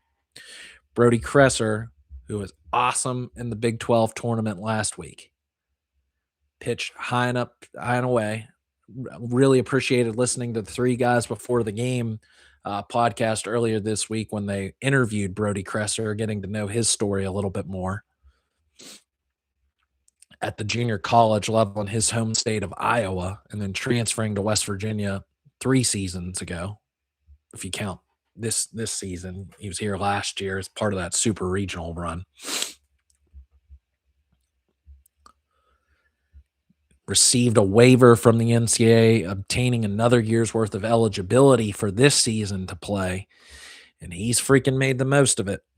299 average coming into today's contest, 2 home runs, 30 RBIs. Been a really nice addition for this program has been Brody Kresser over these last couple of seasons. 3-1 the count. Mitchell delivers right down the middle, knee high. Goes to a full count. He's humming it. He's throwing in the low 90s as well as Mitchell. After not really getting settled through the first couple of batters that he faced in relief of Griffin. And the pitch swung on hard by Kresser, fouls it off. That's another thing I love about Brody Kresser is he just works the count. Similarly in the way Einish does, Brody Kresser, man, he never gives up. Very rarely do you ever see him look at strike 3. And if he does miss, he's going into a 7, 8, 9, 10 pitch at bat, like he's doing here against Mitchell.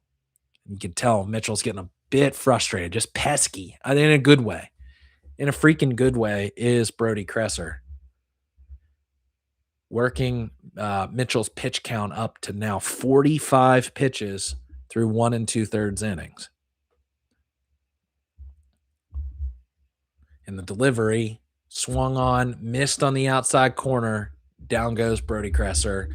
And that will end West Virginia's bottom of the 5th inning. Now 2 innings complete for Jackson Mitchell. No runs, no hits, no errors, 1 left on, and we will go to the top of the 6th. See if Chance and Cole gets another inning. Yeah, going back to what I was saying about West Virginia's recruiting class for next season. So I'm going to be talking about this on an up. Still want to follow through the regional. Hopefully, we're talking about a super regional. Hopefully, we're talking about College World Series. But for next season, West Virginia's already received 4 commitments from transfers. First was on April 28th. This was Ryan Piakatowski, 6'4", 225-pound sophomore infielder who predominantly played third base for the University of South Carolina, Sumter, at the JUCO level. Bat 463 with a 631 on base percentage and slugged over 1,000 with 25 home runs and 82 RBIs, 22 stolen bases. West Virginia received a commitment from Division III Marietta starting pitcher Austin Zients. I know Marietta well from my time at calling in Waynesburg. Then a little over a week ago, out of Odessa College, a JUCO, Corey Alston received a commitment from him. And then earlier this week at Division II Ashland University, West Virginia received a commitment from redshirt junior pitcher Drew Becker, who was the GMAC pitcher of the year. Some numbers on Becker: 67 and 2/3 innings pitched, 293 ERA, 92 strikeouts to just 18 walks and 9 hit batsmen. So here's Cole for the Mountaineers in the 6th. I'll talk a little bit more about Zients and Alston as we get opportunities in between innings. Here's the second pitch of the at bat now to Sean Sweeney, or sorry, Matt Bolton. I think I missed in my scorecard the end of the 5th inning. Matt Bolton, who's 1 on the day. A single in the 1st inning, grounded out to the shortstop in the 4th. 2-1 the count now, with West Virginia leading Binghamton 5-1. 3-4-5 hitters for the Bearcats. They're thinking they gotta fight back here somehow. Brody Kresser coming up with the grounder. Guzman wanted to go after that and out of the shift. They were just about 6 feet apart from each other in the shift. Hard hit ground ball. Guzman gets to the bag quickly enough, making the easy, like about 10, 15 feet really, and maybe a little bit farther, 20 feet throw from Kresser over to Guzman.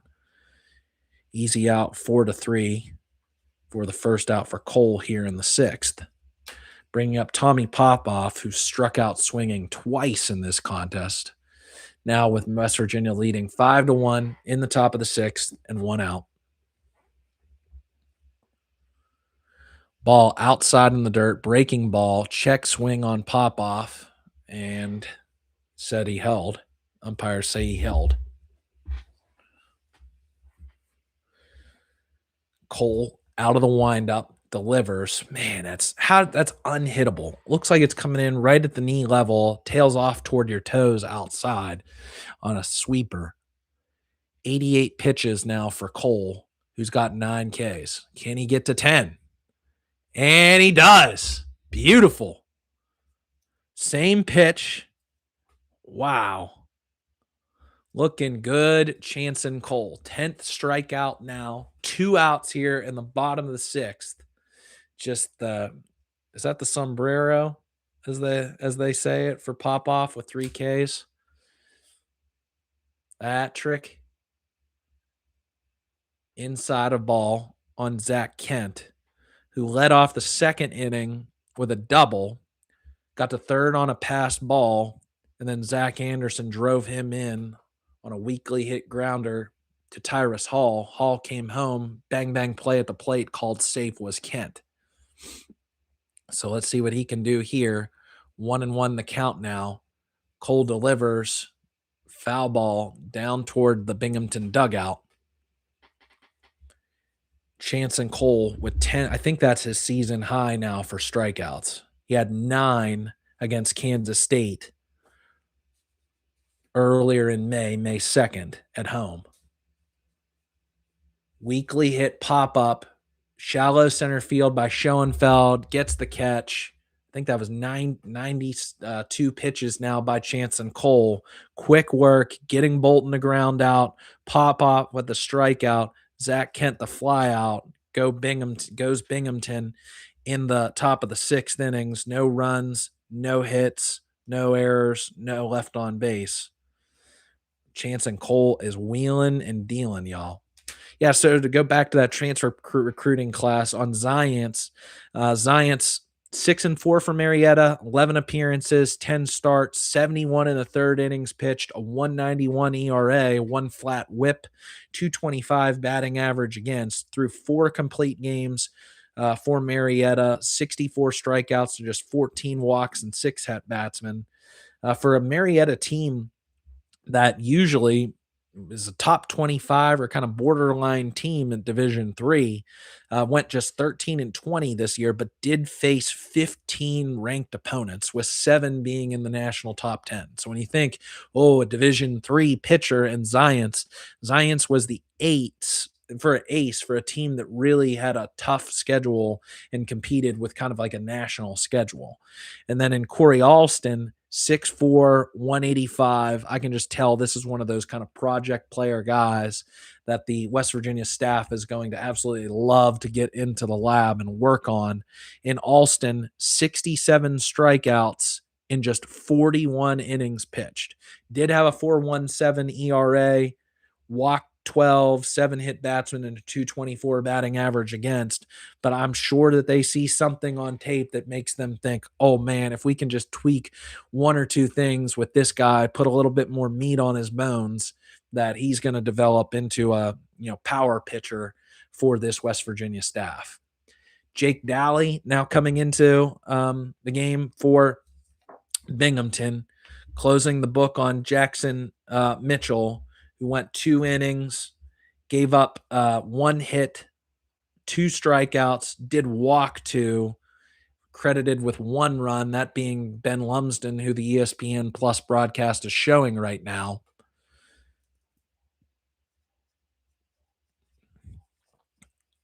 I don't have numbers for Daly right on my score sheet here, but I was looking it up, kind of one of the high leverage relievers for Binghamton. So they're pulling all the stops here against West Virginia, down 5-1, as the ESPN Plus broadcast is showing Lumsden's home run, and he just laid into that. Turned his hips, got out in front of it. 6'3", 200-pound player, has power. Let's see what he can do here in the 6th inning. Right down the pipe, slaps it into the outfield for another hit on a 93-mile-an-hour fastball right down the heart of the plate. Ben Lumsden, good day for the senior from Texas. Getting the start today over over Brock Wills, who has been the predominant starter in right field, both corner outfield positions. Sometimes when Groveland's catching, Brock Wills will also play left field, did earlier in the season. Here's Tyrus Hall now, who's 0 for 2 on the day with a strikeout and a ground out. No outs, bottom of the 6th. West Virginia's up 5-1 in front of its hometown crowd, hosting a regional for just the 2nd time in program history. A really good crowd. I haven't seen any graphics pop up if there's been any sort of announcement on attendance figures for today's contest here on the broadcast, or if anybody you in the chat know. Ball kind of gets away from Popoff. Lumsden will take second base. Wild pitch. Stolen base there by Ben Lumsden. Runner now in scoring position for the Mountaineers to add on here in the 6th, potentially. Swung on hard by Hall down the right field line. Can it stay in bounds? Off the top of the wall at the 325 mark. Gets a good ricochet off the wall. Hall will be into 3rd. That'll bring Lumsden around for the 6th run. Check that. Hall. Oh, no. Different camera angle. Didn't get to see it, man. So the ball ricocheted hard off the top of the outfield, right field fence. Braylon Gonzalez didn't get a great read off the ball. He has to run back 20 feet in to come get it.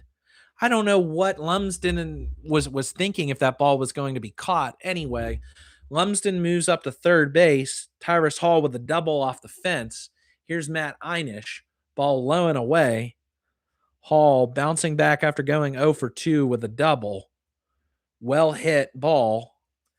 Brings Lumsden to third. You would have hoped to have scored a freaking run on that play. I think Hall would be at third.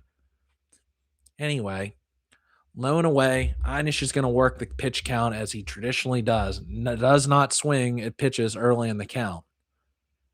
Matt Einish works pitchers. Love that. No outs. Bottom of the sixth. Tapped by Einish. Daly has to come up to get it. Throws out Einish quickly over at first. The first baseman Krause throws back to the shortstop Stelrick to try and pick off Hall. Doesn't get him. So a week out, 1-3 goes Einish. Hall has to retreat back to second. Lumsden goes back to third. Daly perfectly looking back Lumsden and getting the easy out at first. 1 out now in the bottom of the sixth. 5-1 Mountaineers. Here's Gavin Kelly, the Golden Spikes finalist, pounding one into the outfield, into the gap in left center field, to the wall. This will score 2. Gavin Kelly will trot into second base easily for 2 more runs for the Mountaineers. Love that. Into the power alley. Gavin Kelly, been a slow start in this game, 0 for 2 with a walk, but he gets 2 RBIs right there, bringing up his season total now to 50 and making the game, more importantly, 7-1 Mountaineers. Daly's third hit allowed in this inning. Now 2 runs against him here in the sixth. Wonder if Tim Sinicki's going to come talk to him or just let him continue to work. Here's Paul Schoenfeld. Pitch low and inside for a ball. Schoenfeld in the first singled and stole second. In the third, flew out to right field and then grounded out to first unassisted in the fourth inning. Now a runner on second base. That's Kelly with 1 out in the bottom of the sixth. Tapped once again. Same thing Einish did. Daly comes up with it. Easy flip over to Krause. 1-3 goes Schoenfeld. Kelly has to stay at second base. Let's see if he kind of picks up either later in this game. And long weekend for Paul. He'll bounce back for sure. I'm sorry. On that tapper I just showed, Saban's talking to Gavin Kelly right next to each other. Here's Sean Smith. Gavin Kelly moving up to third base. So West Virginia for its 8th run, potentially 90 feet from home. Sean Smith, who's 0 for 2 today with a hit batsman. Swung on and missed. He's quickly in the hole, 0-2. Struck out in the first swinging. Reached on the hit batter in the fourth and scored the game's first run on the Groveland 2-run shot, and then grounded out to second base in the bottom of the fifth. Fouled off on a 93-mile-an-hour fastball in his hands. Sean Smith, the senior transfer from Georgia Southern University, been DHing for most of the season, played outfield at Georgia Southern, but it's mostly DH for the Mountaineers this season. 1-2 the count. Oh, checked his swing. I think he's going to get called for it. No. Oh, Smith, really lucky. Really lucky. Thought he pulled the trigger. Instead, he'll get another at bat, another pitch to see. 1-2 the count. Now, this will be the 16th pitch by Daly. He's come in to pitch the 6th inning. The pitch to Smith fouled off, and we'll do it all over again. 5-1. It's now 7-1. Looked up and saw my scoreboard here in the reflection of my webcast here on YouTube. Thanks for tuning in, everybody. 7-1 in the bottom of the sixth. West Virginia looking to play Kentucky tomorrow. In on the hands, taken for a ball. First pitch slated for 5 p.m. Eastern tomorrow in Morgantown in game number 4 between whoever wins this game in Kentucky, who beat Wake Forest 6-5 in game 1. Ball outside. Good at bat by Sean Smith to work this count hard against one of the high leverage relievers for this Binghamton squad. 3-2 the count. It's gone full. The delivery hits Smith on the hip, and he'll take the easy trot down to first base. Now 2 hit by pitches today for the senior Smith. ESPN Plus showing some highlights from game 1 between Kentucky and Wake Forest. Pretty decent crowd. Kentucky, as we remember, West Virginia beat twice last year in the Clemson Regional. And pegged his Groveland. Man, he feels very uncomfortable off that after that hit by pitch. He'll take first base, and the home crowd doesn't like it. Neither did Groveland. Not real comfortable there, but that'll load the bases now for Armani Guzman. Kelly at third, Smith at second, Groveland at first. Guzman had the double in the 4th inning, walked in his last at bat in the 5th, and grounded out in his first at bat in the 2nd inning. As Daly will get a mound visit 20 pitches in. Florida State's beaten St. John's 3-2 in the bottom of the 8th. Georgia unloading on LIU Brooklyn 13-1 in the top of the 6th. North Carolina up on VCU 4-0 in the top of the 4th. As they're showing the score bug here. Arkansas trailing Missouri State 2-0 in the top of the 4th. That in the Kansas Regional. Tarleton playing UC Santa Barbara 1-1 in the top of the 4th. Here's Guzman seeing a pitch from Jake Daly low in the dirt for a ball. Bases loaded, 2 outs. West Virginia now leading 7-1 in the bottom of the 6th. After getting 2 runs this inning, 5 runs in the 5th. Low and outside. Lumsden singled to begin the inning. Tyrus Hall took him to third base on a double.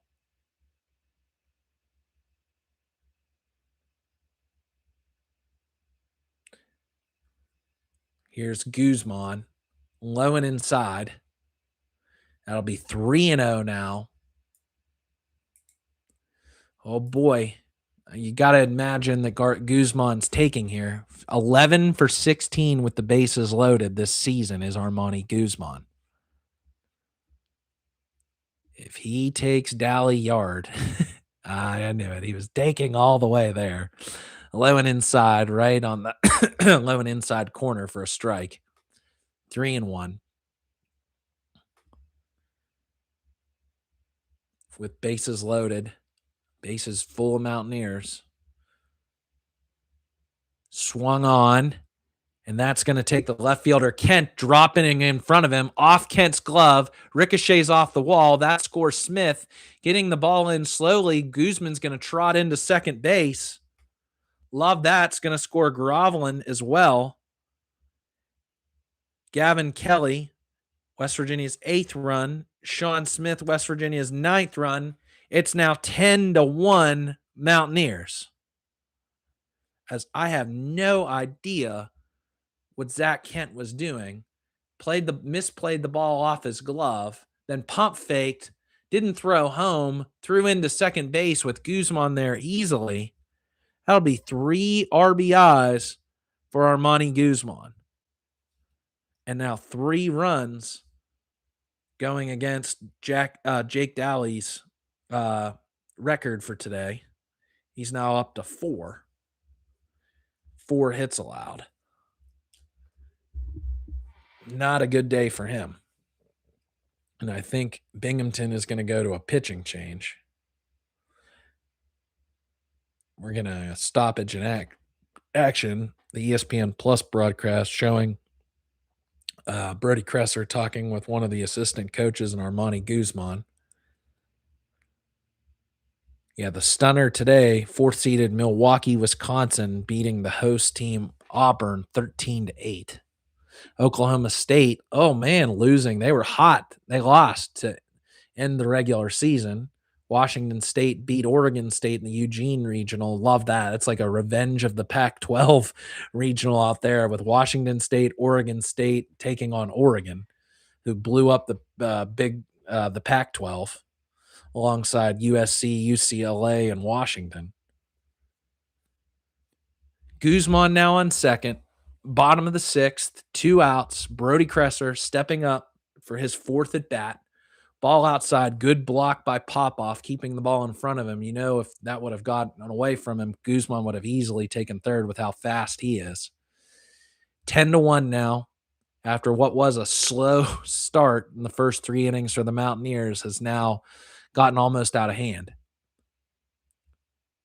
Kresser weakly down to third base. Hennig with the easy throw over and gets him for the last out of the inning as West Virginia, for the second time today, bats through the order.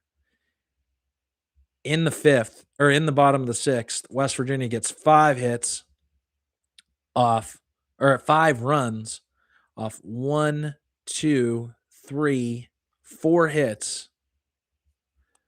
I don't know if they're going to call an error on like the throw by Kent in left field, so I'm going to say no errors with 1 runner left aboard. West Virginia has now made this a 10-1 ball game going into the top of the 7th. We'll see if now Steve Sabins pulls Chanson Cole, who's gone 6 innings, allowed just 3 hits, 10 strikeouts, and 1 run. But he has been masterful since that rough, or, just uncomfortable, if you want to call it that, 2nd inning. Now, taking a look quickly at West Virginia's high school recruiting class for this next year. West Virginia has the 43rd rated high school recruiting class in the nation, which is a little bit lower than what West Virginia had this past recruiting class.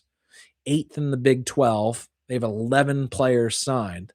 Most notably, Henkel Acevedo, a 6'4", 215-pound outfielder, huge, from the P27 Academy in Lawrence, Massachusetts. Bats lefty.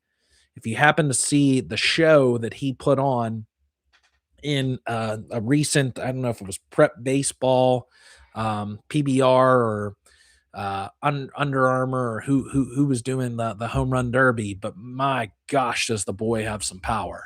So be cool to see if he competes for an outfield starting position as a freshman next year. But that's 2027. Got to live in the present here in 2026. In doing so, David Hagan's going to come on, the midweek starter for West Virginia during the regular season. Didn't see Hagan in the Big 12 tournament last week in surprise.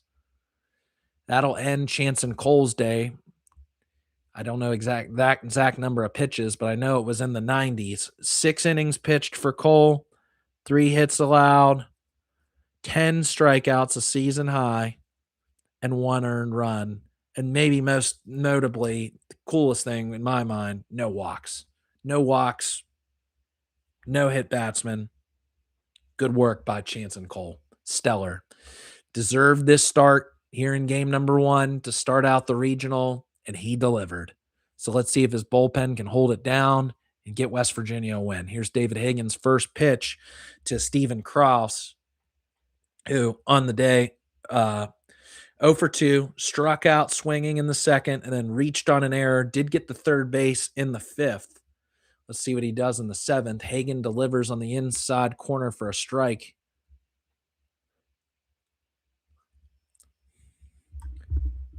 Krause had a solo home run in Binghamton's conference championship game a week ago against Maine, but hasn't done much else today. The sophomore, 6'1", 220 from Hilton, New York, Hilton High School, part of that sophomore crew that I've talked about for Binghamton. Low against Krause is Hagen, now 2-1.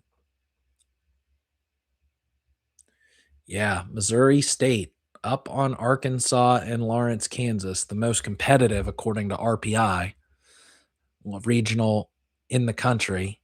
Hagen walks on 5 pitches. Or Hagen walks Krause on 5 pitches. Hopefully that's just like a little bit of rust from not having pitched in a few weeks. Settle back in, kid. Hagen was really money for the Mountaineers in the midweeks this season.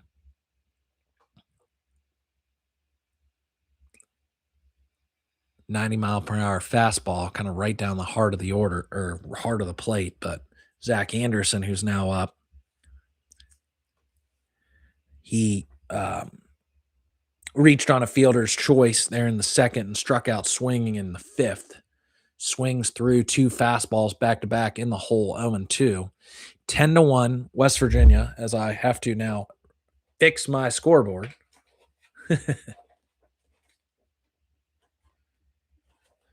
I had it stuck at 7, and now I can't fix my scoreboard. There's a pop-up down the first base line, goes foul. Got to flip my scoreboard here now. 10-1. West Virginia leading Binghamton in the 7th. In Game 2 of the Morgantown Regional, West Virginia's second regional it's ever hosted since its first season in 1892. Ball outside. I don't know what kind of tournament structure that they were doing 120, 130 years ago in college baseball, but cool to see now how it's evolved to this level with the media coverage and attention drawn to the sport. Low and outside in the dirt, Kelly backhands it. 2-2 to Anderson. Yeah, Brendan, West Virginia does look good. Really slow those first couple of innings, but then Groveland got West Virginia going with a home run shot. Chanson Cole was stellar. Maybe his best pitching performance of the season, or definitely top 3. Kept the Binghamton bats quiet. Haven't seen kind of pitching like Chanson Cole before. And then just a couple of big innings. West Virginia taking advantage. And now they've opened up a can of worms on Binghamton. 2-2 the count. Long pause by Hagen. Delivers. Strike 3. Breaking ball on the outside corner. Sends Zach Anderson down looking. That was nice. There you go, David. Home plate umpire loving the punch out. Felt like he was a Dragon Ball Z warrior there. 1 out. Now on the top of the 7th. Here's Stelrecht. Beautiful fastball, 90 miles per hour, right on the outside corner. Stelrecht 1 for 2 in today's game. Had a single in the 5th, but struck out looking in the 2nd.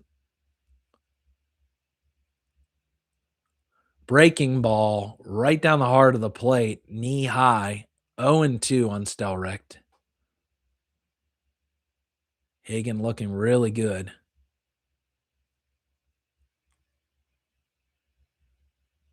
Kind of settling in here in a relief role. Bounces in front of the plate on Kelly, blocks it easily. Kelly's going to want a new ball. Krause over on first base. With the American East Conference champions trailing 10-1.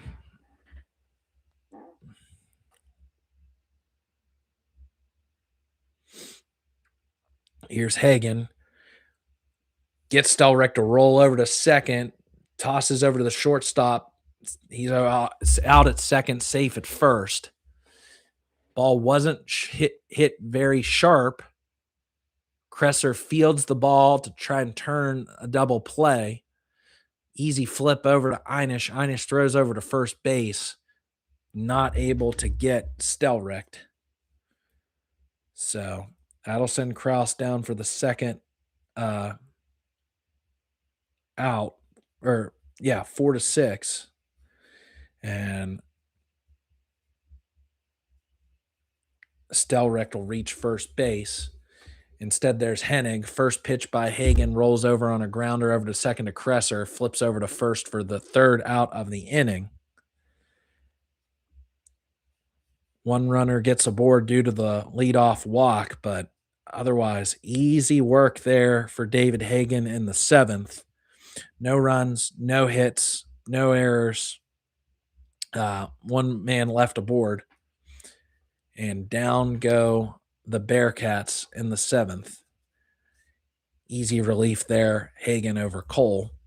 West Virginia will have up in the bottom of the seventh, Ben Lumsden, unless there's any sort of a pinch hitting role, but I don't know with how hot Ben Lumsden swinging a bat, not being an everyday starter for this team this season, wanting to keep his bat in the lineup.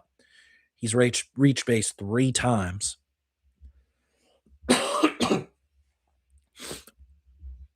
Loser gets Wake Forest tomorrow at noon in Morgantown. Winner gets Kentucky at 5 p.m. in game number 4 of the Morgantown Regional. Thanks for tuning in, everybody.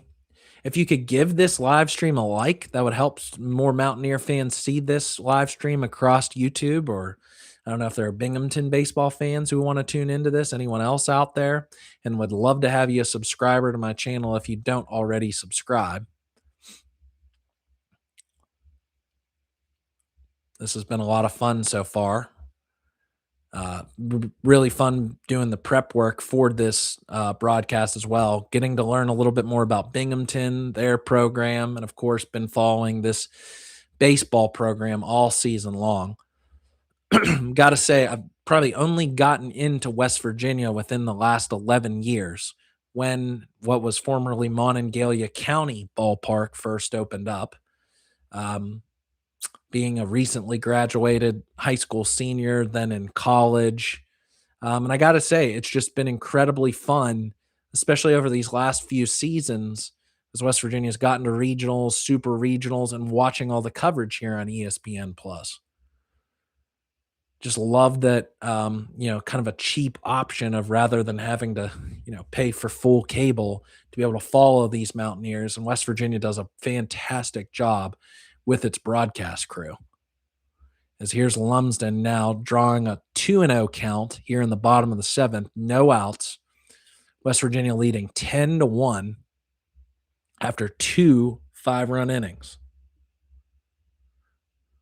Lumsden, the lefty, sees 3 pitches out of the zone, all outside, and he would be happy to reach base 4 times in 4 at-bats. Out of the windup is Dally, low, and he does. Wow, what a call. What a managerial decision by head coach Steve Sabins to start Ben Lumsden in this home contest. Nothing against Brock Wills. Good player. Been a really nice addition to this team as a transfer out of UNC Wilmington. But, man, Ben Lumsden just comes alive in the postseason. Reaching base 4 times today. And of course, had the 3-run homer that made the game 5-1 in the 4th. Here's Tyrus Hall. Last time he was up, drilled a double off the right field wall with Lumsden on first base. Let's see if he can do it again. 0-1 the count. Low and inside, takes it for 0-2 quickly. Pitch was just down below his knees, little breaking ball. Lumsden the only thing against Lumsden today is he got picked off on first. That ticked me off.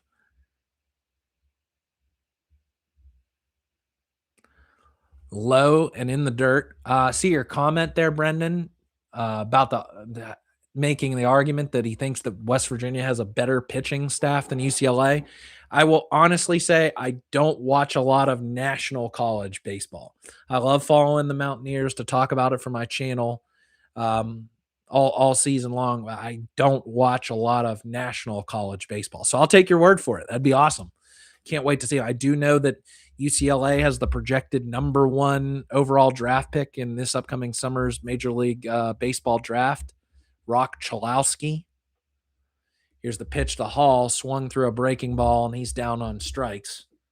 Second time he struck out today. Dowley's first strikeout now in relief. Speaking of Chalowski, they're showing him on the ESPN Plus graphic with all the other top prospects around college baseball. Oh, wow. Cole Carlone's number 15. Yeah, he's awesome.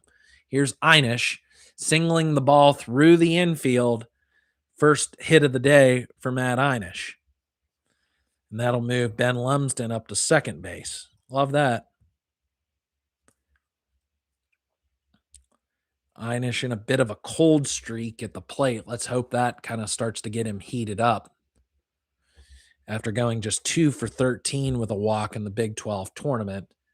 And in comes a new reliever as Dowley will exit stage right for Binghamton. Yeah, West Virginia looks complete, y'all. I will say that. I said this on my regional preview video on Monday.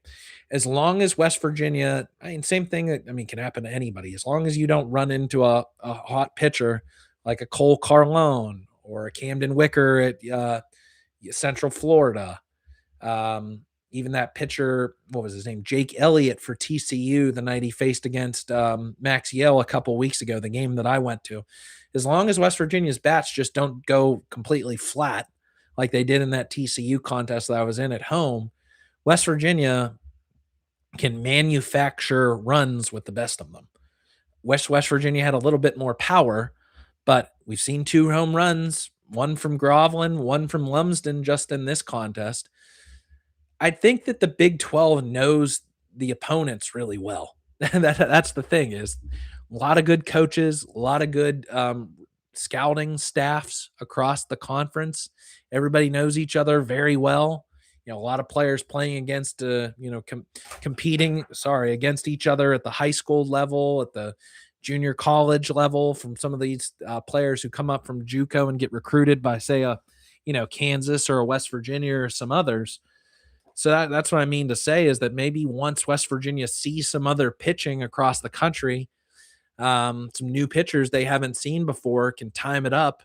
As long as they don't run into somebody who just completely mows them down, West Virginia can manufacture offense. And then, of course, their pitching staff, top 3, is excellent. And if you can add Hagan in as a middle innings relief piece, or say West Virginia loses a game in the regional, or you have to work some new pitchers, they're deep. They have depth. And this is even for a pitching staff who lost its best starter coming into the season in Chase Meyer in mid-March. So anyway, I'll digress on that point. Brady Leziak coming in for Binghamton, and he'll be facing off against Gavin Kelly. No small task.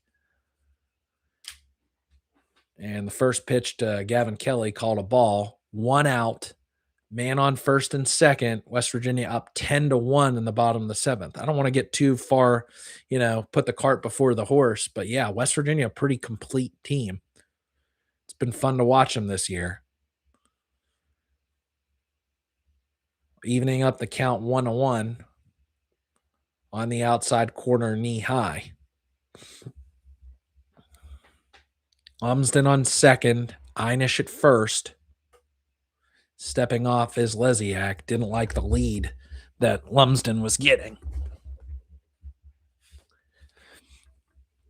Anybody found any, or if you want to leave in the chat here, any count on unofficial attendance? I'd love to know if West Virginia broke the all-time attendance record But I don't know. For as many open seats as I've seen in the ballpark and some of the crowd shots, standing room only looks nice. The hillside looks really nice. But I don't know if it broke 4,629 against Pitt in 2025. Here's Kelly with a 2-1 count, now 3-1 outside.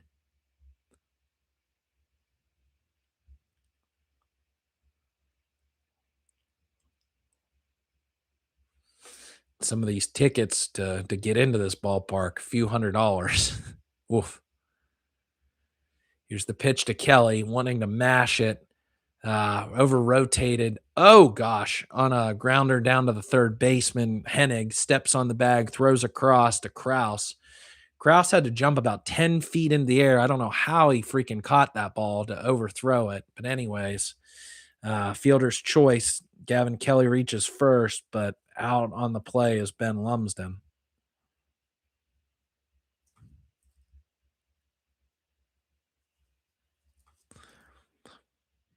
That'll move Einish up to second base. Now 2 outs, still runners at first and second for Paul Schoenfeld.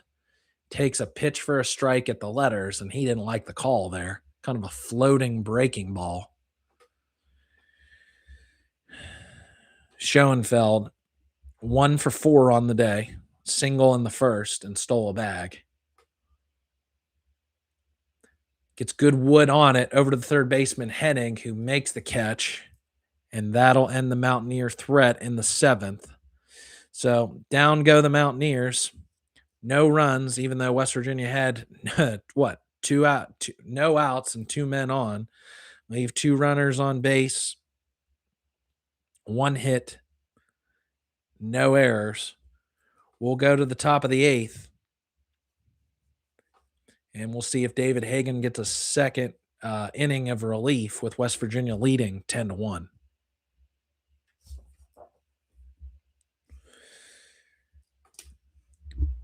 Yeah, if there was one thing, I talked about that in the preseason, talk about it consistently on my channel throughout the season.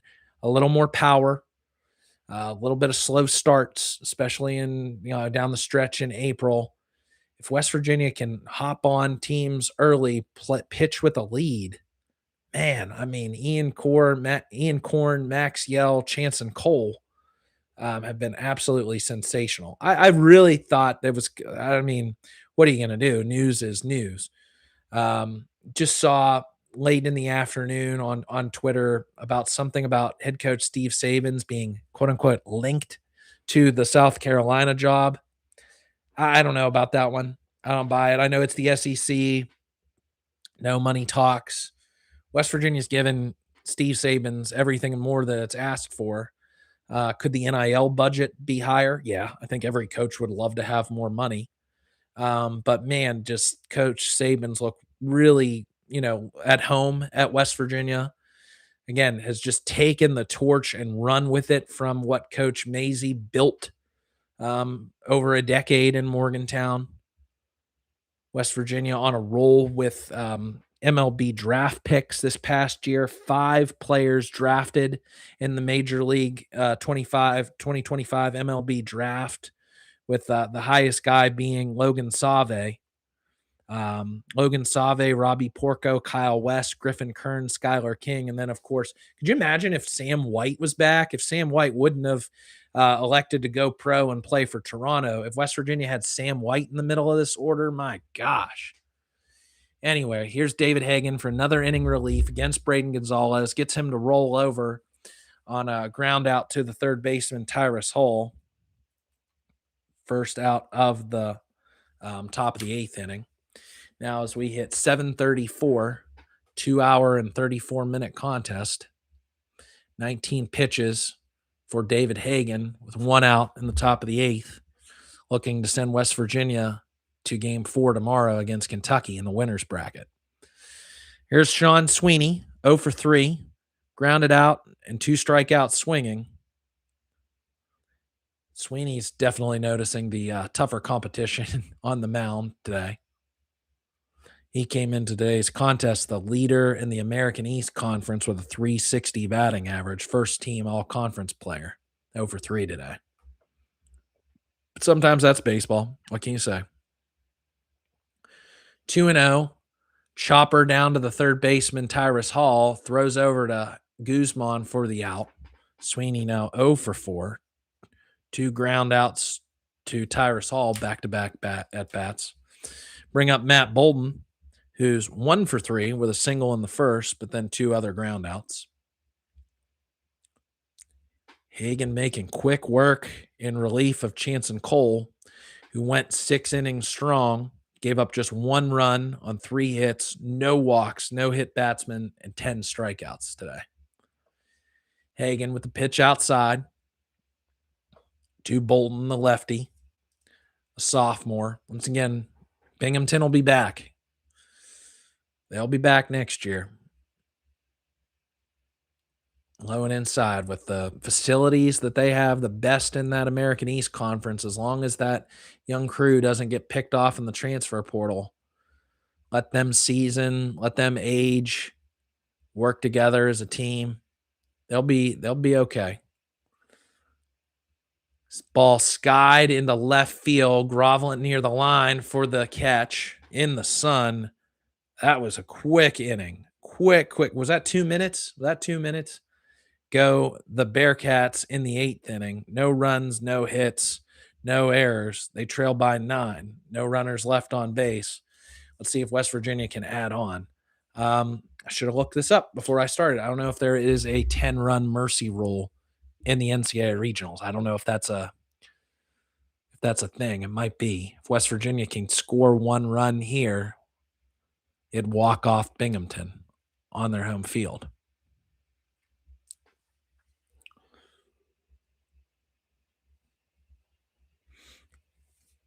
West Virginia looking to get back to the super regional level for the 3rd consecutive season.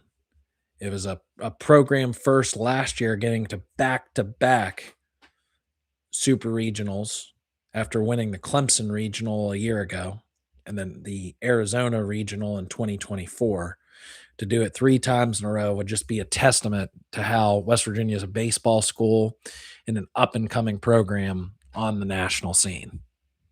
Especially if UCLA can lose. Like, my goodness. Man, if UCLA can lose their regional, West Virginia could host a super. How much will those tickets be? Will season ticket holders, return those kindly back to West Virginia to resell to fans who want to get into the park? I don't know.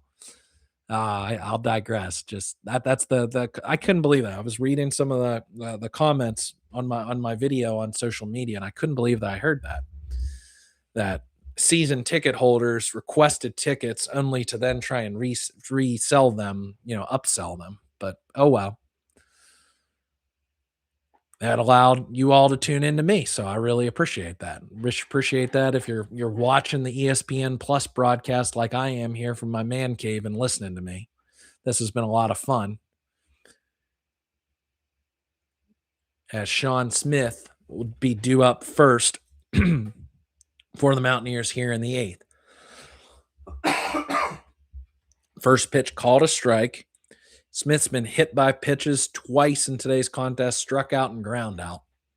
After a hot Big 12 tournament out in Surprise, Arizona last week. He was just a man among boys at the plate last week. Takes a strike on a breaking ball in the inner half, now quickly 0-2, as Brady Leziak is out for another inning.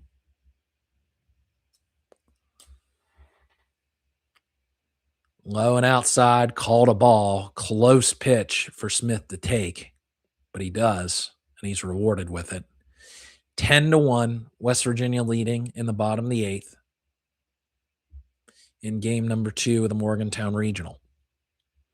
Leziak delivers, swung on, and missed. Sean Smith just a little bit off in this game. Just a little off on his timing. But he'll bounce back tomorrow.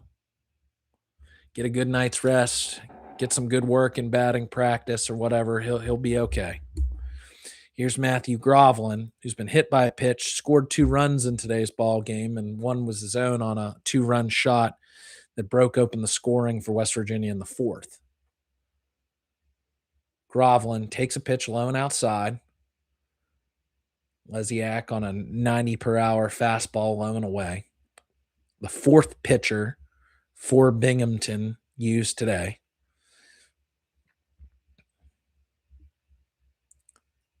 Outside. Have to see how Binghamton and its 34th year head coach. Oh, is that it looks like Miles Sadler. Is that Miles Sadler? I think on the ESPN Plus broadcast, they just showed what looks like the student section at Kendrick Family Ballpark, and that looked like Miles Sadler in the crowd. The 5-star point guard who I cannot wait to see play basketball for the Mountaineer hoop squad this upcoming fall and winter. Anyway, 2-1 the count against Groveland. Ball outside. Lesiak delivering. 15 pitches now into his relief appearance in a regional. Coming set, Groveland takes. Binghamton predominantly green, but wearing a black jersey with gray pants and a black cap with a white bill against Mountaineers, who's going with its traditional home whites with Mountaineers across the chest. Pitch outside, and Groveland will walk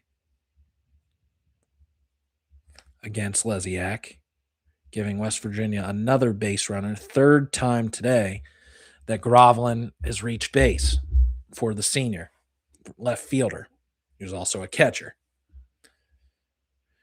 Guzman, next up in the batting lineup.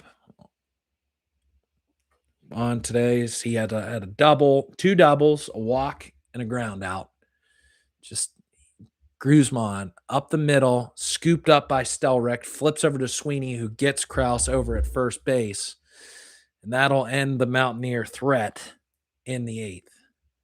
And Guzman is a swift-footed base runner, but grounds out into the double play. No runs, no hits, no errors. 1 left on base for West Virginia. Lesiak gets his second inning in relief complete. That's all West Virginia will need now. It's 3 more outs from David Hagan. And West Virginia will be moving on to game 4, y'all, against Kentucky. And that will make a pretty interesting matchup. I saw something a little bit ago on the broadcast. Sorry, I had a really busy Friday at work. I didn't see any of the broadcasts any of the game between Kentucky and Wake Forest other than just knowing who won and what the score was. Didn't see much from that contest or any of the highlights other than what I just saw a little bit ago. And it looked like Tyler Bell kind of dropped down at the plate. Bell, I can recall from that series, he was a really tough out. I think he was dealing with a little bit of an injury even last year. I think he got injured in that in the regional last year in Clemson. He was fighting through it. So if he got injured once again, man, deja vu all over for the guy who's probably going to be playing in the major, going to be drafted this upcoming summer. So we'll see how that works out. West Virginia, Kentucky, man, kind of border war rivalry. That's an underrated rivalry. I really think that West Virginia could exploit, or I don't know, could schedule Kentucky a little bit more. Maybe that can be one that West Virginia.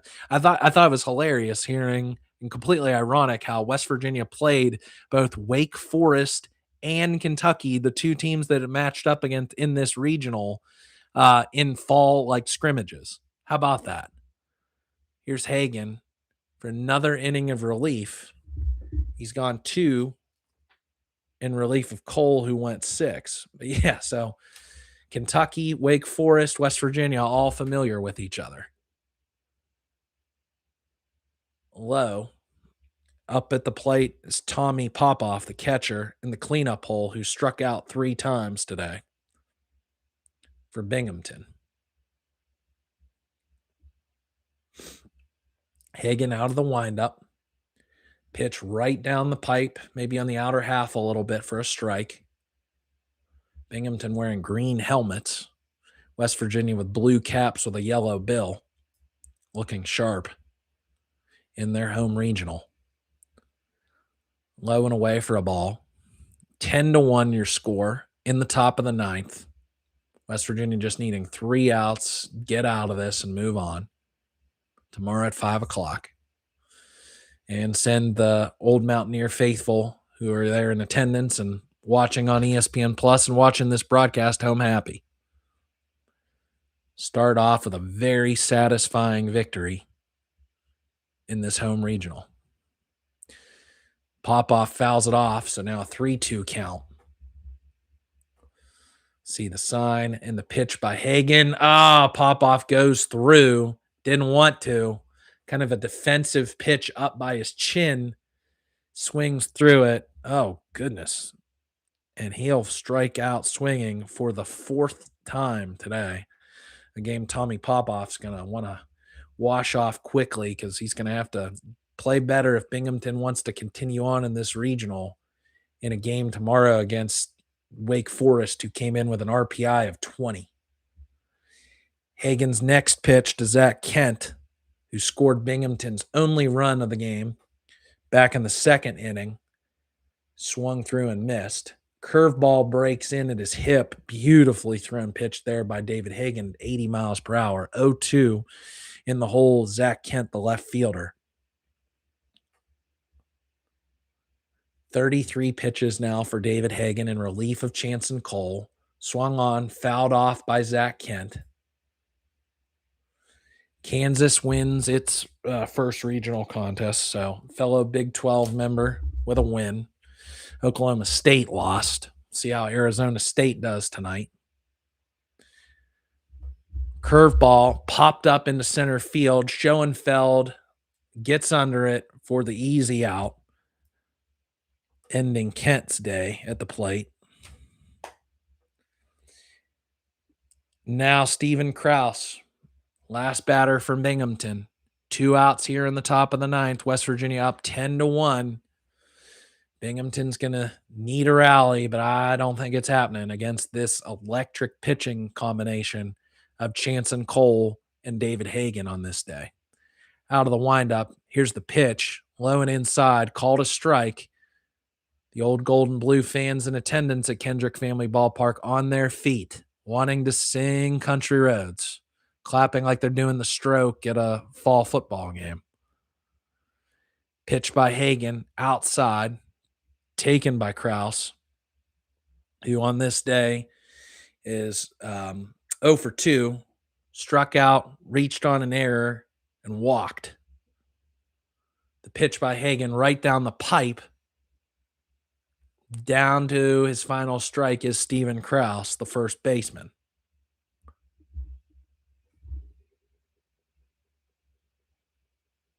Mountaineers want to sing Country Roads. Here's Hagen with the curveball fouled off, the most anticlimactic play in sports. The foul ball with 2 strikes in the 9th inning. There's the Mountaineer. There's Steve Sabins' family. Congratulations to them. Here's Hagen. Curveball, swung on, game over. Cue Country Roads, baby. Strike 3, see ya. Stephen Krause goes down swinging. No runs, no hits, no errors, no left on. And that does it. Your final score from Kendrick Family Ballpark in Game 2 of the Morgantown Regional in 2026, 10-1, West Virginia over Binghamton. Binghamton only with 4 hits. West Virginia had 9, scored 10 runs off it. West Virginia did have an error in this contest. Chanson Cole get the win, his 9th of the season. David Hagen, admirable in 3 innings of relief. Doesn't get a save because of the deficit, but man, Cole, 6 innings, 3 hits allowed, 10 strikeouts. David Hagen, 2 strikeouts, 1 walk, 0 runs earned. So West Virginia coming through 2 5-run innings in both the 4th and the 6th innings. West Virginia left a little, a few too many runners on base for my liking sometimes in this contest. But still, I mean, after the way that they looked in the first couple of innings, kind of a slow start against Cameron Griffin or Connor Griffin. I don't know why I keep calling him Cameron. Then coming alive in the fourth inning, breaking it open, and then it just snowballed from there. So that was a fun one, y'all. That was a lot of fun. Matthew Groveland getting a gold star for this contest. I feel like Armani Guzman has to as well. Ben Lumsden, the hero. I feel like he's getting the 3 stars. How hockey goes. Reaching base 4 times, coming through with the 3-run home run to put West Virginia up 5-1 in the fourth. That was excellent. And same with Chance and Cole on the mound. So, unless you have any more comments or any more questions or whatever, I think I'm gonna sign off here. This has been a fun one. Can't wait to follow the Mountaineers tomorrow and what they do against Kentucky and through the rest of this regional. I'll be back after the weekend is over to recap it. I'll do kind of like a regional recap video for my channel, but this has been a lot of fun doing this live stream. Thanks for everybody who submitted questions, comments, tuned in either for half an inning or the complete game long. This was a lot of fun. So, Q Country Roads, hail West Virginia, 10-1. West Virginia's the victors. Let's go.